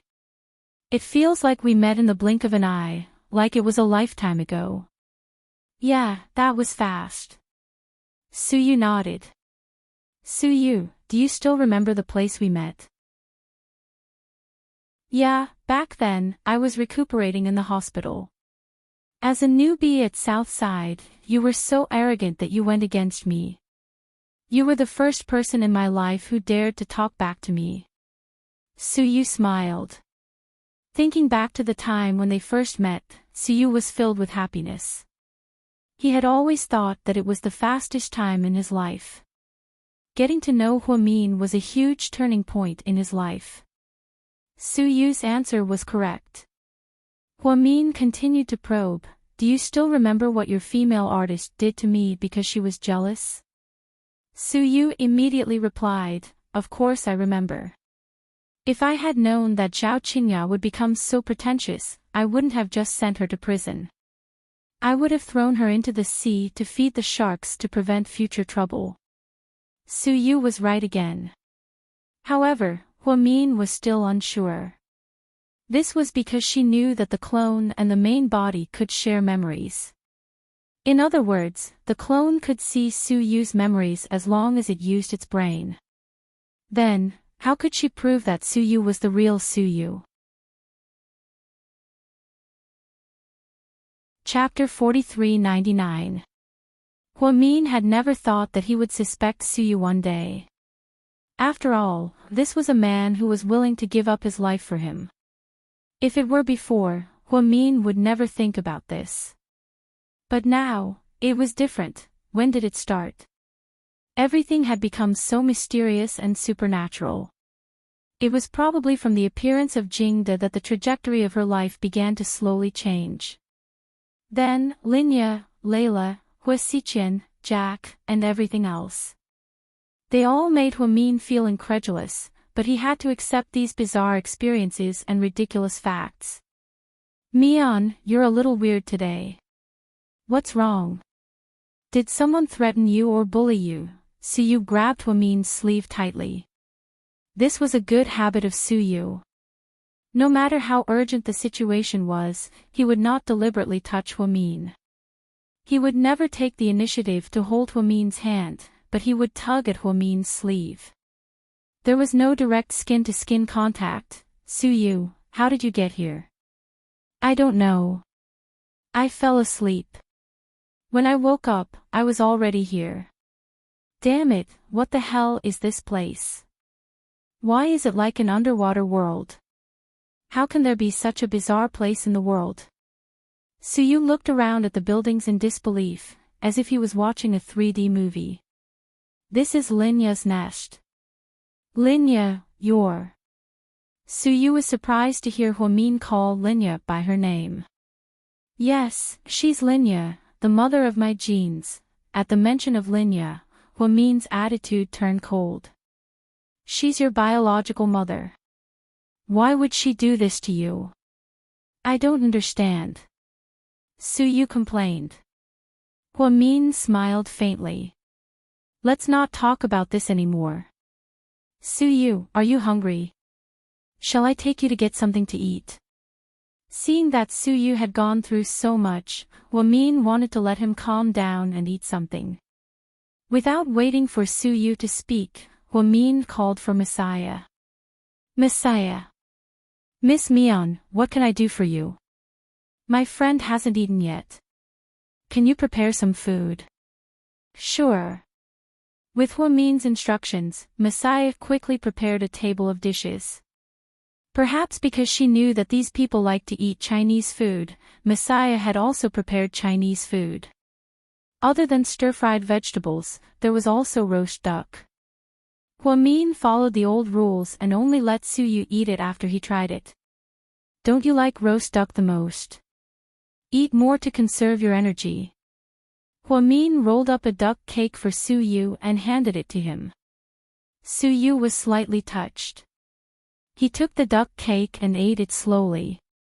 This taste is a little strange, what's wrong? Huamin looked at Suyu.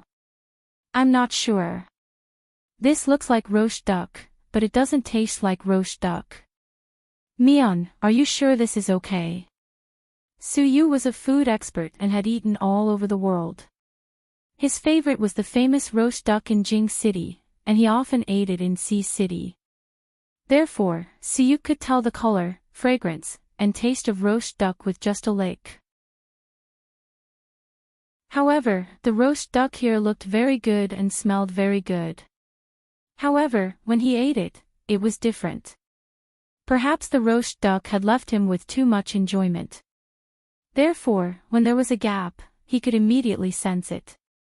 Suyu didn't finish eating. He only took a bite and put down the food in his hand. Mian, do you feel that something is wrong? Suyu looked at Huamin seriously. What? Huamin didn't seem to know what Suyu was going to say. I feel that something is wrong. Everything here is wrong. Everything is wrong. It's too strange. It's like, we're doing. Before Suyu could finish, he suddenly felt the ground shake outside. Chapter 4400. It was like an earthquake that came without warning. Suyu subconsciously reached out to protect Huamin, but he lost consciousness. When he woke up again, he found himself trapped in a sealed room filled with white crystals. Mian, Mian. He wanted to get up, but he found that he couldn't muster any strength. He didn't know if he had really seen Mian. Perhaps it was just a dream. En. Suyu called out En's name, but there was still no response. His body seemed to be controlled by something. His entire body was weak and stiff. On the other side, when Huamin woke up, he was already in his room. Suyu, Miss Mian, you're awake. Where's Suyu? Huamin was especially worried about Suyu's safety. Miss Mian, what's Suyu? Who's Suyu? My friend, Suyu. How is he? Huamin held his head, feeling dizzy. Messiah, on the other hand, looked calm. Miss Mian, are you dreaming? I don't know what you're talking about, and I've never seen Suyu. You're asleep. You've been asleep for more than 10 hours. I fell asleep. Huamin was stunned. Indeed, he couldn't distinguish between reality and dreams here. Therefore, Messiah's words confused Huamin. Miss Mian, you haven't been in a good mental state recently. Are you too tired? Huamin shook his head, his expression ugly. Miss Mian, are you hungry? Do you want to eat? In order to create an atmosphere for Huamin to think that she was dreaming, Messiah asked Huamin again if he wanted to eat. Actually, Huamin had just eaten not long ago, but he had just taken a bite when something like an earthquake happened.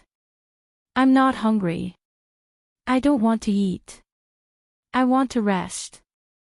Okay, then have a good rest. Call me if you need anything. After Messiah left the room, Huamin lay on the bed and recalled everything. Was it really a dream? She seemed to have seen Suyu, spoken to him, and planned to eat together. Then the earth shook, and when he woke up, Suyu was gone. What the hell is going on? What was Suyu going to say before the earthquake? What did he say? Huamin felt that he had missed something important. Suyu seemed to think of something, but he couldn't say it in time. He felt a sharp pain in his brain. Translator, Endless Fantasy Translation Editor. Endless Fantasy Translation. However, the more means a mess. The baby in her belly moved from time to time, reminding her that it was still fine. In the main hall, Messiah slowly walked forward and knelt down. Master. How is she? Linya sat in the main hall with a transparent glass cup in her hand. Inside was a blood-red liquid that looked terrifying. Master, Miss Mian is still skeptical. She'll probably think about it for a couple of days. If she can't figure it out, she'll believe us. Okay, where's that kid? He's already under our control and isolated. I didn't expect him to almost ruin our plan. Linya's expression didn't look too good. I didn't expect Suyu, an ordinary person, to have such high awareness. We almost lost everything. We must have made a mistake and Suyu saw through it. Fortunately, we came in time. Master, should we kill Suyu? Chapter 4401. No, keep him alive for now. That kid seems to be very important to Mian. Okay. What about the person who came with him? Should we keep him alive too? There's no point in keeping such a small character. Kill him. Yes, Master. After Messiah received the mission, she brought people to bring him out and escorted him to the underwater black hole. What are you doing? Let go of me. And struggled with all his might, but it was useless here. It was very strange. However, no matter how and shouted, those people ignored him. Instead, he rudely led him into a tunnel that gradually turned dark. Once you enter the underwater black hole, you'll never be able to come back.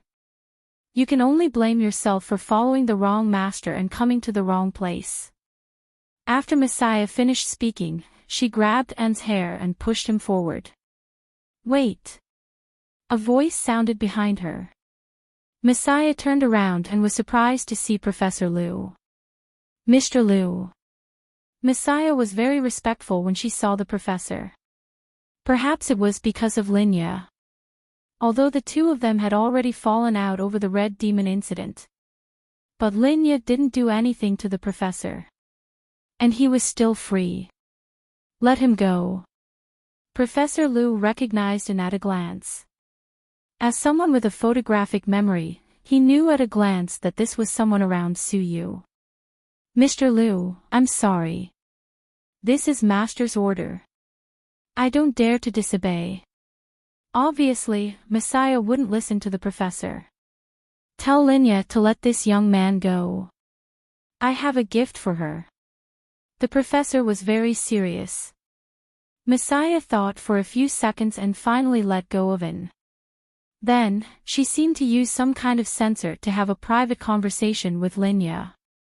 Of course, no one else could hear this conversation. 10 seconds later. Messiah looked at Professor Liu and said, Master said that if Professor's gift isn't sincere, it won't be this young man who dies. Miss Liu Yan will die too. Hearing this, anger flashed across the professor's face. What did Linya think Liu Yan was? Was she an ant that could be crushed?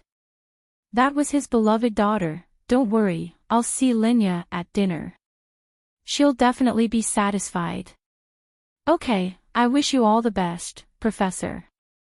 Messiah left with her men, leaving Shaoan behind. And came back to his senses. Liu Yan. Liu Yan is here. He's beside himself with joy. Professor Liu nodded and looked at him. You're here. Does that mean Su Yu is here too? I was separated from the boss. I don't know where my boss is now. Where is this place?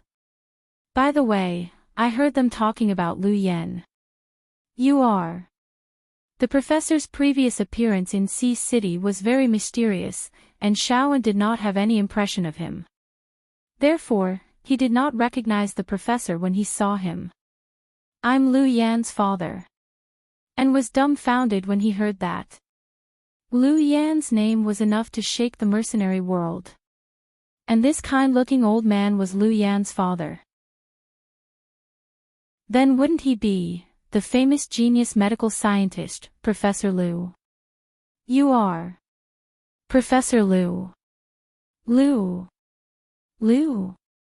Shaoan stuttered. Professor Liu nodded. Oh my god. I actually saw the professor in person. Oh my god. You're someone who even the FBI treats as a VIP. Why are you here? Shaoan had never dreamed that one day, he would actually meet such a legendary figure under such circumstances. The professor did not answer him. Instead, he smiled and asked, Do you know my Yan? At the mention of Liu Yan, and felt an indescribable excitement. Goddess Liu Yan was here too. Would he be able to see her soon? Chapter 4402. Faced with the professor's question, and was very excited. Yes. Not only do I know her, but Goddess Liu Yan is my idol. You and Su Yu were captured too. Professor Liu was surprised. Logically speaking, Linya wanted the red demon. In that case, Linya only caught people who could threaten him. But what did Su Yu and this young man have to do with him? Professor Liu was confused. I don't know what happened either. My boss and I came to look for Dr. Hua, but we didn't see Dr. Hua. That's how it is. Now that I thought about it, he didn't understand what was going on either. He remembered that the last scene was when he went to the North Pole with Su Yu. Then, he rested in the supply station and seemed to have fallen asleep. Then, it became like this. Professor Liu nodded. Professor, do you know if Goddess Liu Yan is here? I want to see her. And was stubborn, very similar to Su Yu. He knew that he would never have a chance to interact with Liu Yan in this life. Therefore, he didn't dare to have wishful thinking. However, as long as he could see Liu Yan once, he would be satisfied. In a sense, and was even more pitiful than Su Yu.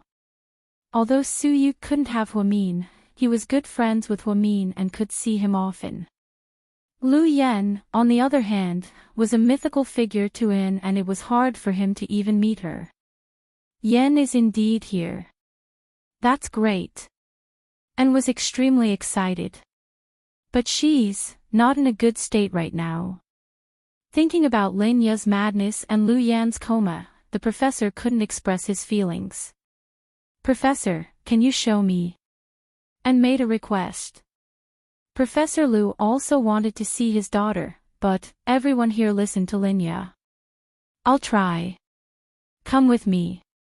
Professor Lu had an excellent memory. Even after coming here and looking at the maze, he could remember everything. However, as long as he had been to a place, he would remember it, even if it was only once, no matter how hard it was to find that place. Professor Lu brought into the door of the room where Lu Yen was being held. Tell Lin Ya that I want to see Yen, Professor Lu said to the two guards at the door. The two guards looked at each other with blank expressions. Tell Lin Ya that I'll deliver the stone to her later. After hearing this, the guards seemed to be secretly connected to Lin Ya, just like Messiah before. Shaowen stood behind the professor and did not dare to make a sound. He knew that anything that had to do with the professor was very complicated. Perhaps it was because the professor had been here for a few days, this was the first time he had agreed to give him something. Therefore, Lin Ya was very happy and showed mercy. She agreed to Professor Lu's request to see Lu Yen. The professor walked in front, and then walked behind him. The two of them slowly walked into the room. There was only one crystal coffin in the white room. It was white and transparent, beautiful and resplendent. Shaowen couldn't wait to walk to the crystal coffin. Then, his heart seemed to have stopped. The person inside was none other than Lu Yen. Even with her eyes closed, she was still a heavenly beauty. Lu Yan's beauty was one of a kind in 10,000 people. But Yin didn't like Lu Yen because of her beauty. He liked Lu Yan's temper, personality, and domineering attitude too much. She was always like a queen, high and mighty. Professor, is she dead? Anne's voice trembled slightly. Chapter 4403. Not yet. The professor knew Lin Ya's trick. Lin Ya held Lu Yen and Huamin hostage just to force him to hand over the thing. However, since Lu Yen was the child of Lin Ya's clone, she didn't get any preferential treatment. Huamian was served with good food and drinks. Yen was about to lie in the cold coffin. This made the professor very sad. To him, his daughter was the same. Lu Yen didn't have a happy childhood to begin with. When she grew up, she had to live on the edge of a knife and avoid being hunted. But now, she had ended up like this. Thinking of this, the professor lowered his head, raised his hand, and gently wiped his tears. His daughter was so pitiful. Professor, what happened to my goddess Lu Yen? And looked at Lu Yen lying there motionless as if she was asleep. She was even placed in a coffin. He felt extremely uncomfortable. She was just controlled by some drug and fell into a deep sleep. Was it the people who captured us? Yeah. Why did they do this? What's their purpose? And was angry. He really wanted to raise his fist and kill the bad guy who put his goddess into a deep sleep. And, the less you know about this, the better. Professor, I have something to do. I'll go out first. Then, can I not leave? I want to stay here with Goddess Lu Yen. And was so greedy that he didn't want to leave. He had never had such a chance to protect Lu Yen. Now that Lu Yen was in a deep sleep, he just wanted to stay here quietly with her. If they don't chase you away, you can stay here. But remember, don't fight them head-on. You have to be patient. We have to leave here alive. Okay. Perhaps it was because An was as insignificant as an ant to Lin Ya and was of no use to her. If it weren't for the professor's words, he might have been thrown into the black hole at the bottom of the sea. Not only did he survive, but he also got the chance to protect Lu Yen here. Although he didn't know when Lu Yen would wake up. But for everything was enough. After visiting Lu Yen, the professor went straight to the main hall to see Linya. Old Lu, I've done what I promised you. I've let that kid go and allowed you to see Xiao Yan. So, what about your promise? Linya was really realistic. She didn't even bother with small talk and went straight to the point. Professor Lu didn't know who Linya was anymore, and he felt like a stranger. It even reduced the passion and obsession he had for his beloved wife that he had hidden in his heart for many years. I mean what I say. After that, Professor Lu slowly approached Linya. In the main hall, she always looked like a queen. She wore a crystal coffin on her head and a silk dress on her body. Xiaoya, do you still remember this ring? Professor Lu took off his diamond ring from his finger. Linya didn't say anything. Her eyes were as calm as a pool of stagnant water. Seeing that she didn't say anything, Professor Lu continued, I made this myself when we got married. I picked the diamonds myself, and I drew the design myself. Old Lu, that's not what I want to hear. What I want is not your diamond ring. Xiaoya, where's your ring? Professor Lu asked. Old Lu. Don't play word games with me and stall for time. I told you, if you tease me and can't give me what I want, if I get angry, the first person I kill will be Lu Yen. So, don't test my patience. Linya's face was dark as if she couldn't wait any longer.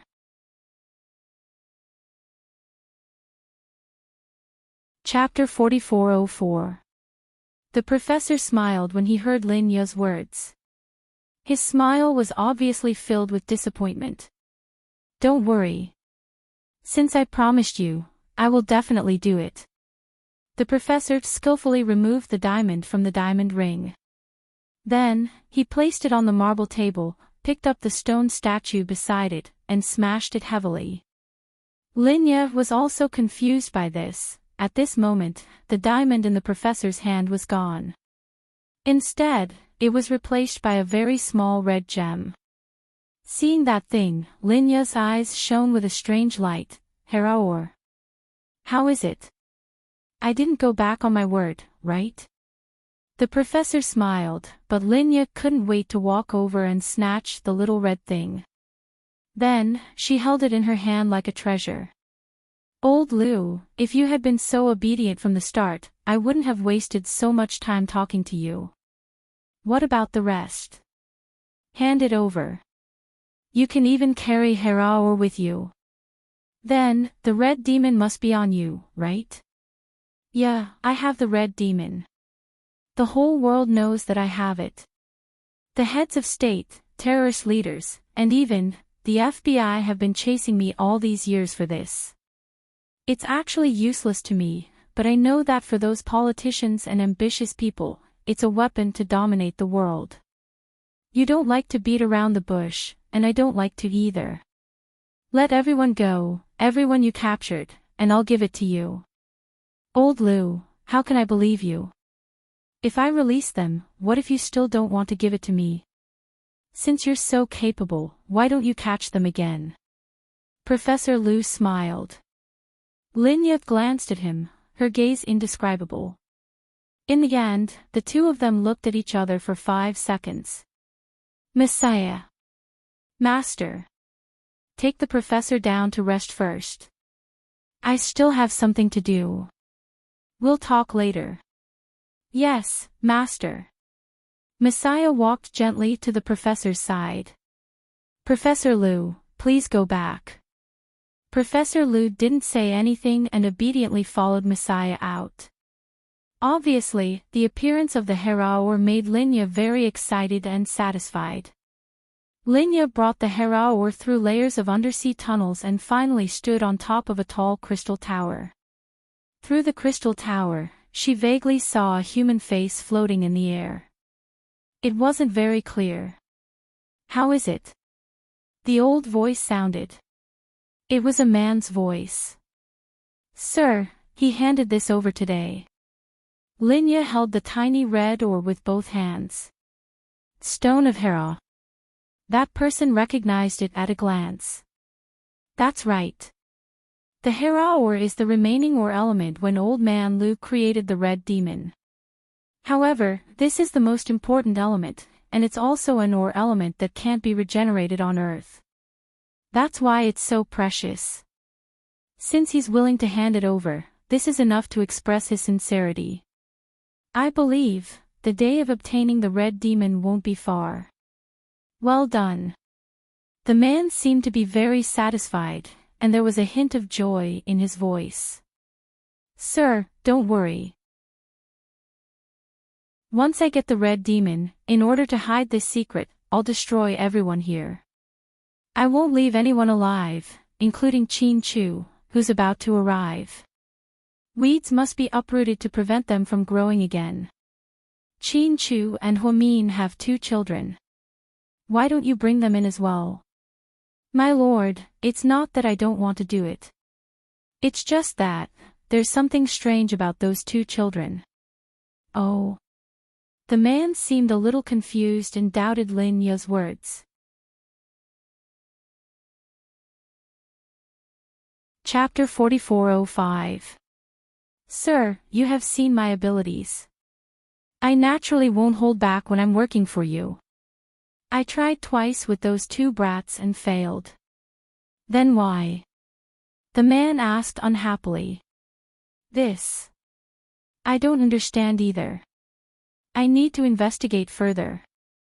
Forget it. These aren't the most important things. The most important thing now is to get the red demon. We don't have much time left. I understand. Sir, don't worry. I'm confident that Old Man Lu will hand over the red demon for his daughter. Okay. In the end, Linya respectfully handed over the Hera ore with both hands and left carefully. At this moment, Qin Chu was driving to his mother-in-law's house. The sky in the north was completely bright. It was already 6 in the morning. Qin Chu, on the other hand, didn't feel sleepy at all. He drove his black Bentley Continental quickly on the road with few people. After knocking for a long time, Shaoling opened the door. Brother Qin Chu. Is Granny awake? Yes, she's awake. Come in. Shaoling opened the door and helped Qin Chu get his slippers. Then, she mumbled sleepily, Why are you here so early today? I thought of something important to ask Granny. Oh, okay. Go in then. Granny is eating breakfast. When Qin Chu entered Granny's room, the old lady was eating. There was only a simple bowl of rice paste. Little Qin, you're here. Granny. My friend Suyu. Something might have happened to him. He went to the location we found. But after he got there, he mysteriously disappeared. I called him, but I couldn't contact him.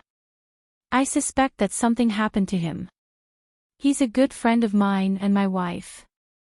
He went there to help me. I can't let him be in danger. Don't be anxious. Sit down and tell me slowly. The old lady calmly drank the rest of the rice paste. Then, she looked up and listened to Qin Chu seriously. Qin Chu meant that Suyu had disappeared after going there. He was very anxious. He wanted to save him immediately. Let me help you calculate whether that young man is alive or dead, right? All right. After knowing that his mother-in-law had extraordinary abilities, Qin Chu treated her as his last life-saving straw and listened to her every word. Then, the granny took out 6 worn-out Qing dynasty copper coins. Then, he placed it in a jar, muttered something, and shook it for a long time. Only then did he arrange the copper coins in a row. After taking a look, Granny slowly said, Your friend is indeed in some trouble. After hearing this, Qin Chu's heart tightened. If something happened to Suyu because he helped him, how was he going to deal with the Su family? At this moment, Chin Chu felt extremely guilty. But don't worry.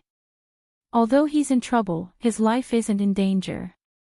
He's fine now, but he's trapped. It must be those people. Chin Chu was almost certain that the person who had captured Su Yu was the same as the person who had captured Huamin. Yeah, that's what I think too. Granny, I can't wait any longer. Give me a date. I have to rush over to save him. I can't wait any longer. Okay, I'll calculate the nearest auspicious day. Wait for me. After saying that, Granny took out an old perpetual calendar and began to flip through it. Chin Chu stood on the side, burning with anxiety. Little Chin, 11:30 tonight is a good time. You can leave now. Okay. Chin Chu was a little excited. When he heard that he could leave tonight, he was ecstatic.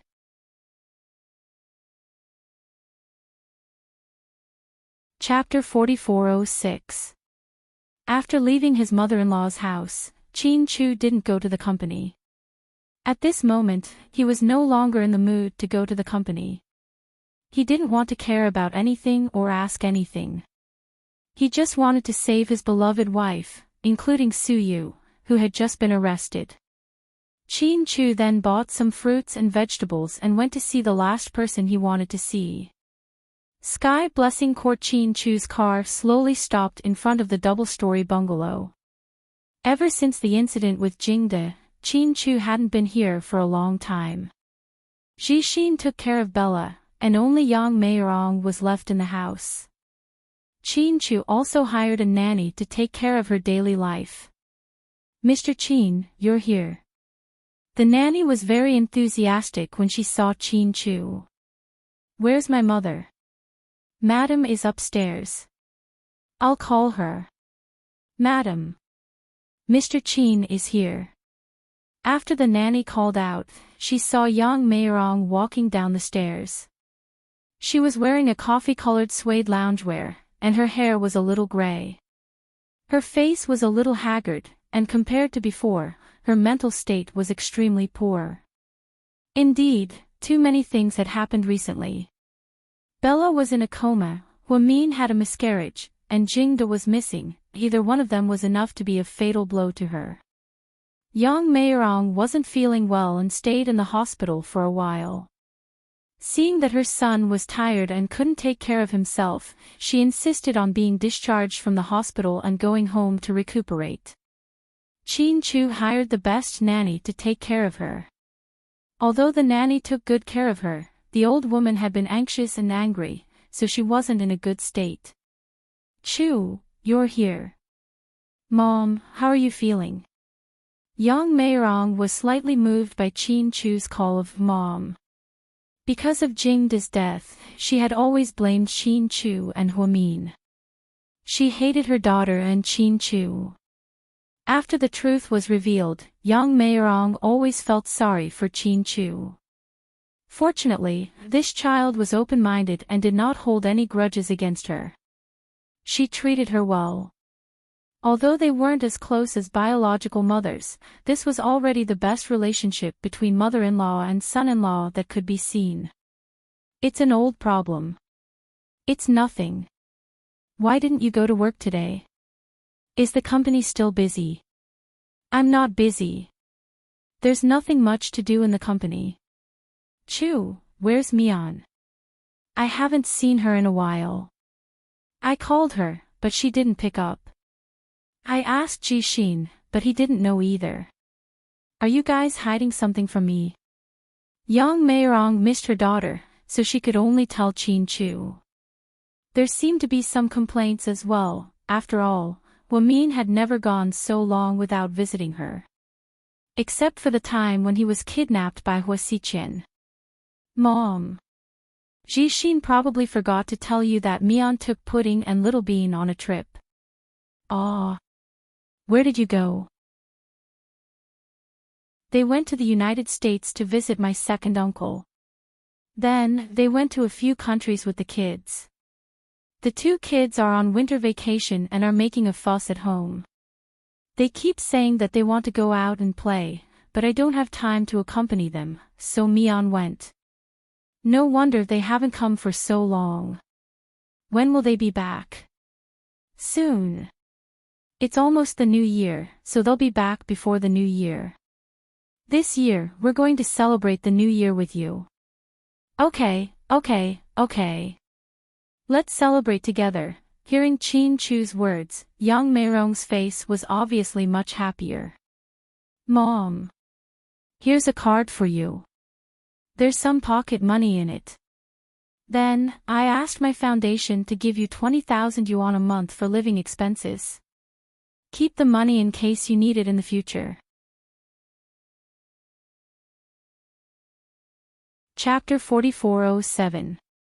Unexpectedly, young Meirong shook her head. Chu, don't give me any more money. I already have a lot of money. Mian and Jixin often give it to me. Young Meirong refused to accept it. She wasn't a money-minded person. Mom, it's not a lot. Take it. It's just a little token of my appreciation.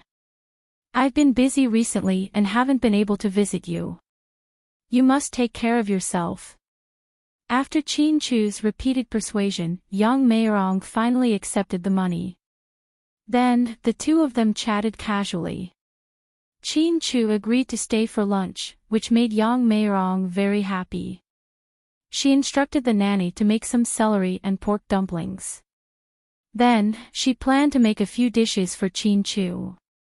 The two of them chatted and talked about Huomin's childhood.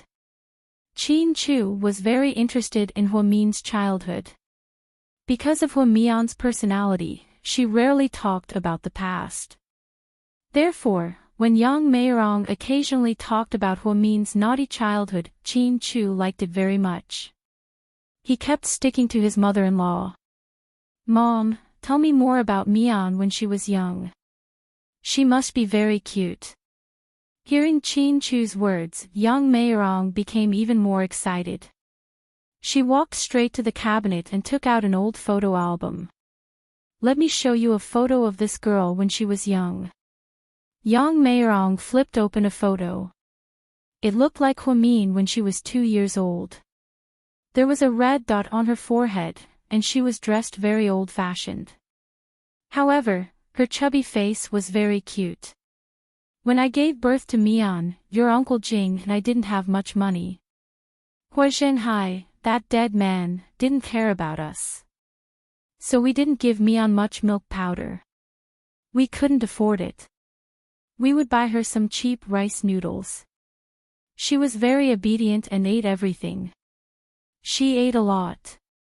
At that time, I even complained to Uncle Jing that this child would grow up to be a big fatty and that it would be difficult for her to find a boyfriend. Young Meirong laughed. Chin Chu also laughed. This was the first time he saw his wife when she was 2 years old.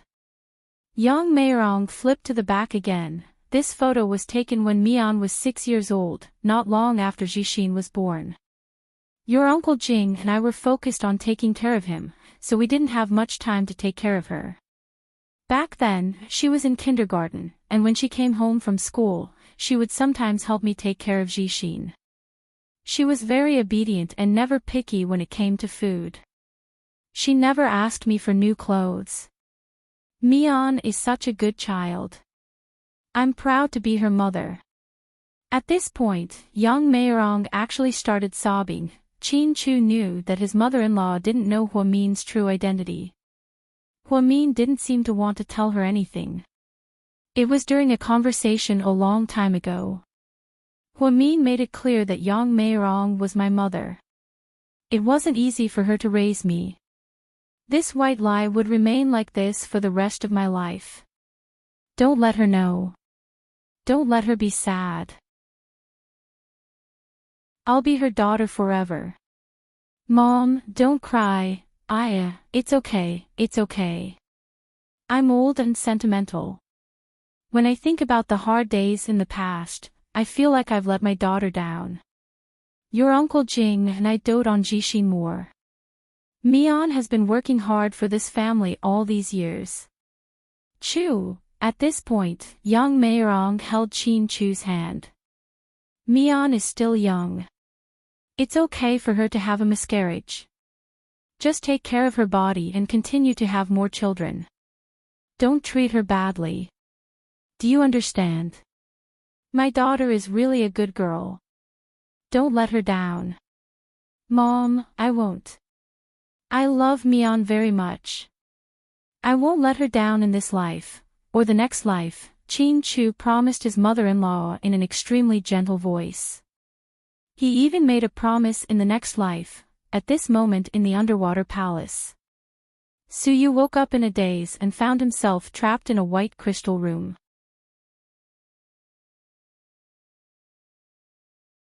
Chapter 4408. He felt an inexplicable pain in his head. Suyu covered his head and slowly got up.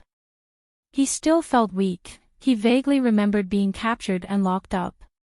Then, he met Mian, talked to her, and even had a meal, and then, an earthquake. That feeling was indeed like an earthquake. The earth was shaking. Just like on the plane within, Suyu had a strange feeling. It was as if there was an answer that was about to come out, but he couldn't say it. He felt like there was something important that he didn't have the time to tell Mian. After Suyu got up, he looked at the white crystals in the room around him.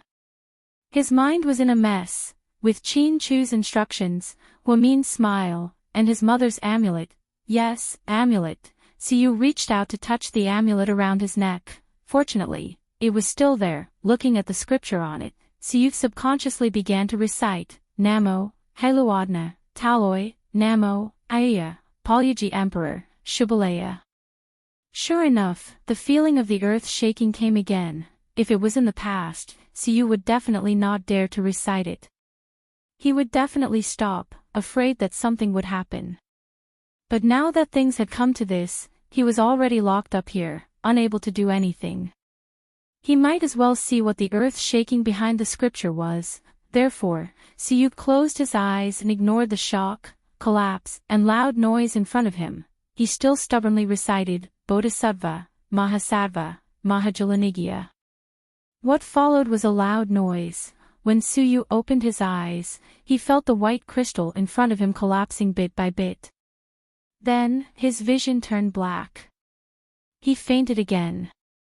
No one knew how much time had passed. Suyu woke up in a daze and heard someone calling his name softly. Suyu, Suyu. Wake up, wake up. Hearing the familiar voice, Suyu opened his eyes forcefully. Huamin. Upon seeing Huamin, he was very happy. However, Suyu felt that something was wrong. He looked around and was dumbfounded. Wasn't this the wooden hut that Zhao Qingya had imprisoned him in back in Yunnan? Why was he here? Suyu. Are you thirsty? Come and drink some water. With his big belly, Huamin helped Suyu up with great difficulty. Suyu only felt that his body was covered in wounds. During the few days in Yunnan, he had indeed been tortured by that pervert Zhao Qingya. Suyu could still feel the faint injury on his back. Huamin held the cup and fed him a mouthful of water. Suyu looked up at Huamin. What's wrong? Why are you looking at me like that? Huamin smiled. At this moment, Huamin was also in a sorry state. In order to save Suyu, he came to Yunnan alone and was also tortured by Zhao Qingya. Mian. Why are we here? Suyu reached out his hand in a daze. He wanted to touch Huamin's familiar face, but he stopped himself when he was inches away. All these years, the whole world knew that he liked Huamin. However, he had never taken advantage of Huamian or touched her as a good friend. Not even once. So, at this thought, Suyu resisted the urge to move. Huamin could tell what Suyu wanted to do and was a little embarrassed. Then, he smiled. Are you stupid? You lost your memory after sleeping. Were we all captured by Zhao Qingya?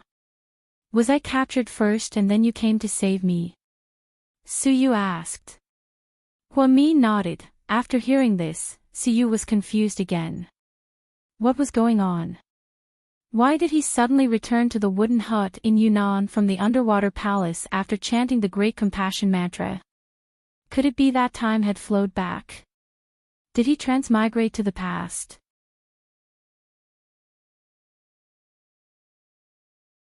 Chapter 4409. Suyu didn't know how to explain all this to Huamin. What's wrong, Suyu? You don't look right. Mian, if I said that I transmigrated, would you believe me? Transmigrated? Which year did you transmigrate from? The past or the future? The era of Emperor Qin or the era of Emperor Taizong? Huamin obviously didn't believe his transmigration and even joked.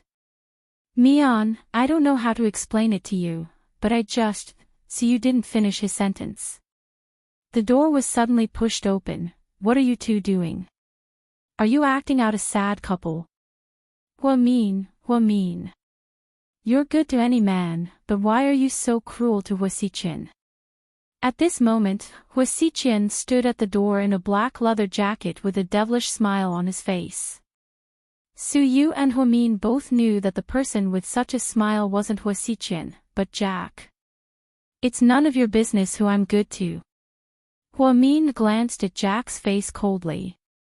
TSK. How is it none of my business? That infatuated fool, Huasiqian, lives in my body.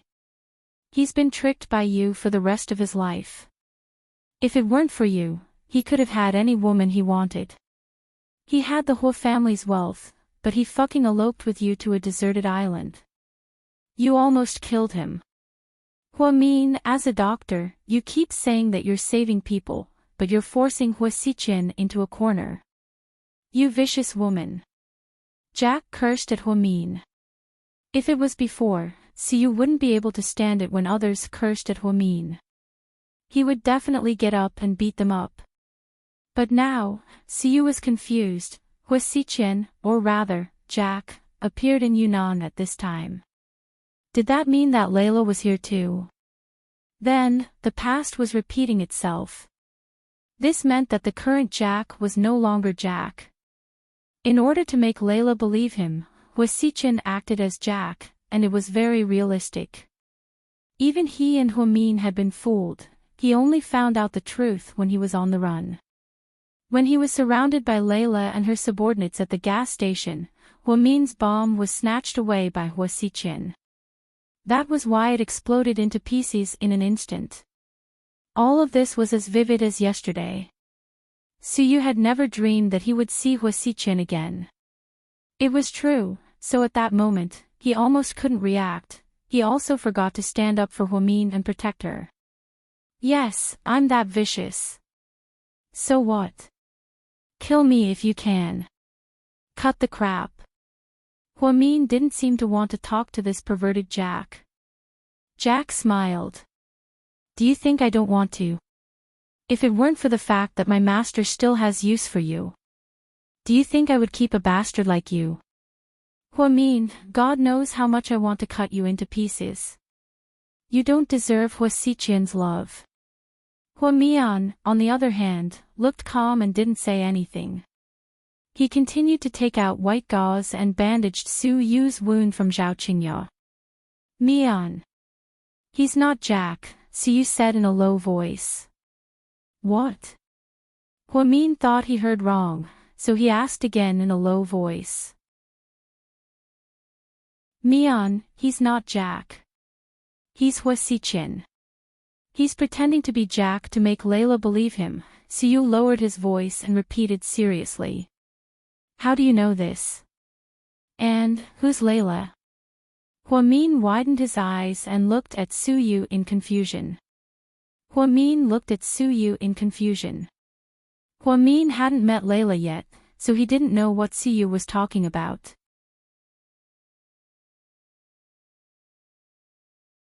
Chapter 44:10. Suyu was about to say something when Zhao Qingya walked in. Why are you talking nonsense with them? Do you want to let go of your old flame, Huasiqian? Upon hearing this, Hua Xiqian turned around and grabbed Zhao Qingya's neck. He pressed her against the door. "Oh. What are you doing? Don't do anything. This is my territory." Zhao Qingya was a little scared. She didn't know the truth and thought that this was Hua Xiqian's real body. She didn't know that Jack and Hua Xiqian shared a body. "Bitch, be nice to me. And you and your little adulterer. You're just young master's dogs. Don't be so arrogant. If we're dogs, then you're the same. No one's nobler than the other." Zhao Qingya was still the same as before. She was terrifyingly stupid and angered Jack with just a few words. With Jack's temper, he didn't need to spoil her. He took out a dagger and pressed it against Zhao Qingya's neck. "Then I'll kill you right now, bitch." "Enough, Jack," a voice came from not far behind them. Su Yu and Huamin looked over. It was a woman wearing a golden mask. From her voice, they could tell that she was a young woman. "Layla." Su Yu frowned slightly. He knew that Layla had appeared. Huamin didn't know who Layla was, but he could tell that this woman was someone who even Jack was afraid of. At the woman's order, Jack and Zhao Qingya immediately fell silent. "What are you two doing? Are you having fun?" "Jack, Zhao Qingya, if you ruin my plans, I'll chop you all up and feed you to the wolves." Everyone knew that Layla wasn't joking, so they didn't dare to make a sound. Layla slowly walked into the wooden house. Then, she slowly squatted down and looked at Huamin's face. She smiled. "This face is really cute. You're the one who calls the shots here, right? If so, please let Suyu go." Mian, Suyu was stunned. He didn't expect this to happen. Because there was no such scene before, Layla had never had such a conversation with Huamin. At least, he hadn't seen it before. Could it be that things had changed after he transmigrated back? Su Yu's heart was in a mess. He couldn't make sense of it. "You're really good to Su Yu." Layla smiled. However, her voice was very similar to Huamin's voice. Perhaps Huamin hadn't realized this because she didn't know that Layla was a woman who looked exactly like her. However, Siyu already felt his hair stand on end. "All right, Huamin, since that's the case, why don't we play a game? You commit suicide, and I'll let Siyu go." When Layla finished her sentence, everyone fell silent. Only Zhao Qingya had a smug smile on her face. God knew how much she hated Huamin. "No, Mian, don't listen to her. She's a person who doesn't keep her word." Anxious, Siyu grabbed Huamin's arm tightly. No one noticed that Hua Xiqian's expression changed slightly when he saw Suyu holding Huamin's hand. Huamin didn't answer Suyu. Instead, he looked at the masked woman seriously. "Do you keep your word?" "Of course. It's worth it to use your and your child's life to repay Suyu's life. But you can also kill Suyu. That way, I'll let you go." With that, Layla threw a sharp dagger in front of Huamin. However, Suyu was one step ahead and snatched the dagger. "Suyu, give it to me." Huamin looked at him with red eyes.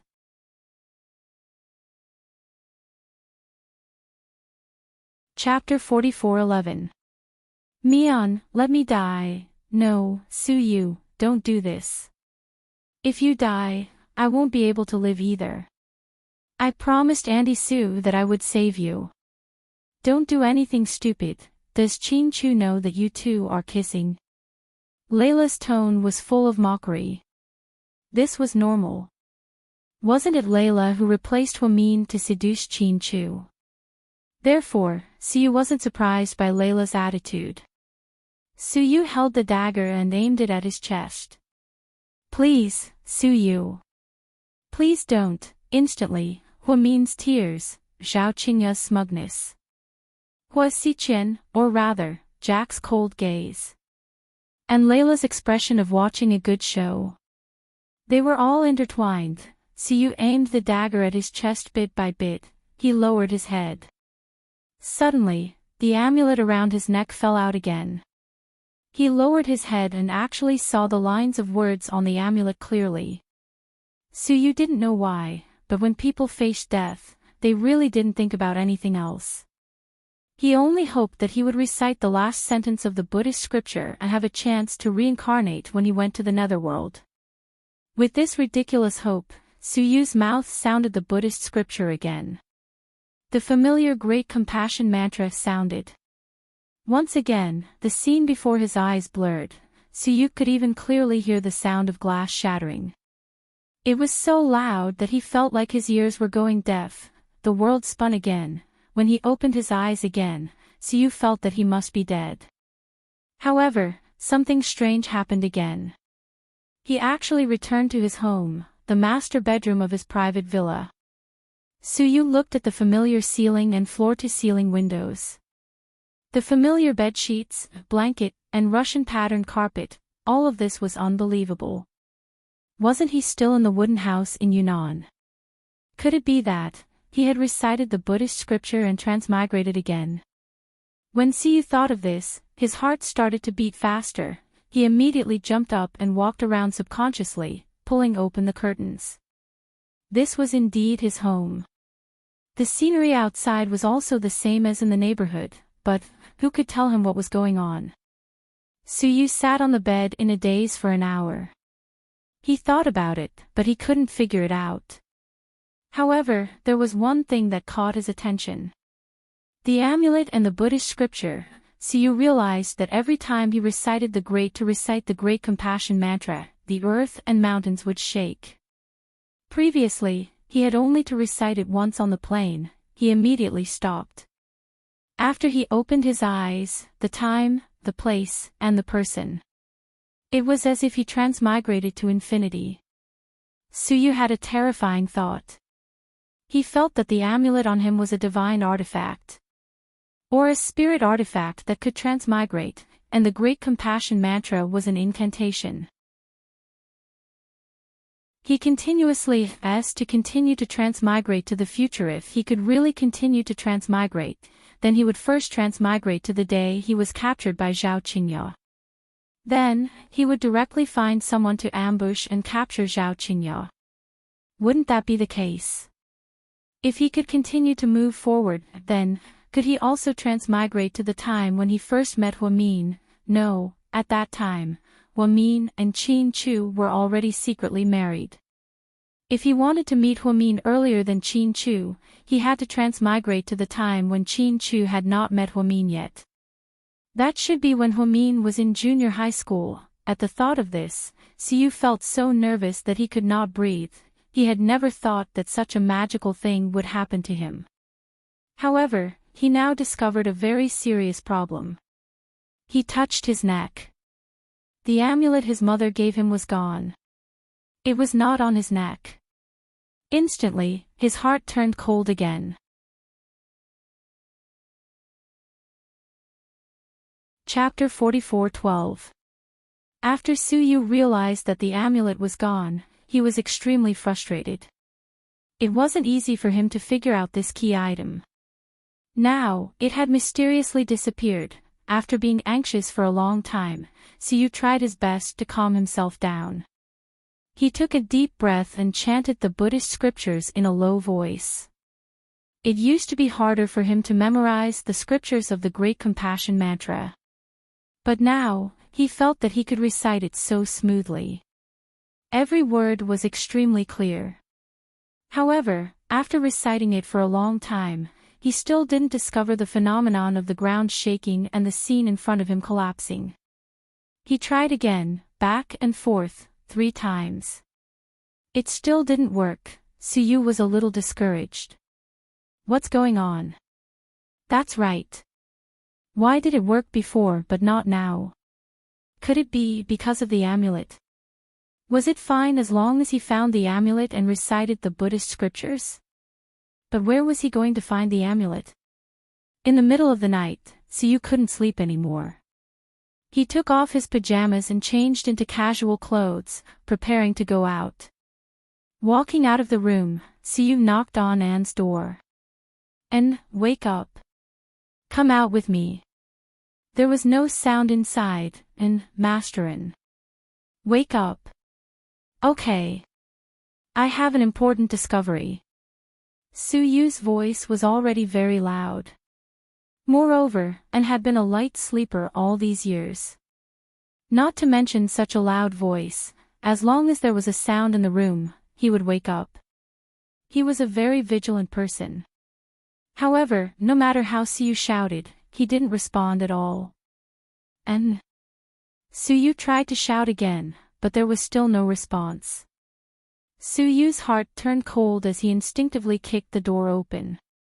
He felt that something must have happened to Anne. Had he been kidnapped?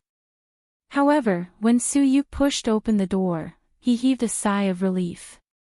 Shaoan was still lying on the bed without moving, covered with a navy blue blanket. He was sleeping soundly. He could even see his chest rising and falling as he breathed. "Master Anne, wake up. Why are you sleeping so soundly? Did you secretly drink alcohol?" Suyu knew and hadn't been in a good mood recently, especially after Lu Yan's accident. Shaoan tossed and turned in bed, unable to fall asleep. He thought that Shaoan was secretly drunk, which was why he didn't respond. However, even when Suyu was right in front of him, Shaoan still didn't wake up. "And, don't scare me," only then did Suyu realize that something was wrong. He squatted down and carefully sniffed Shaoan's body. There was no smell of alcohol. She placed her finger on the edge of his nose and could feel his steady breathing. However, why was he unwilling to wake up? No matter how he called out, there was no response, and, "Don't fucking scare me," Suyu was a little annoyed. As he shouted, he reached out to grab Shaoan's collar. Then, he pulled upwards. Suyu was almost scared out of his wits by her sudden tug.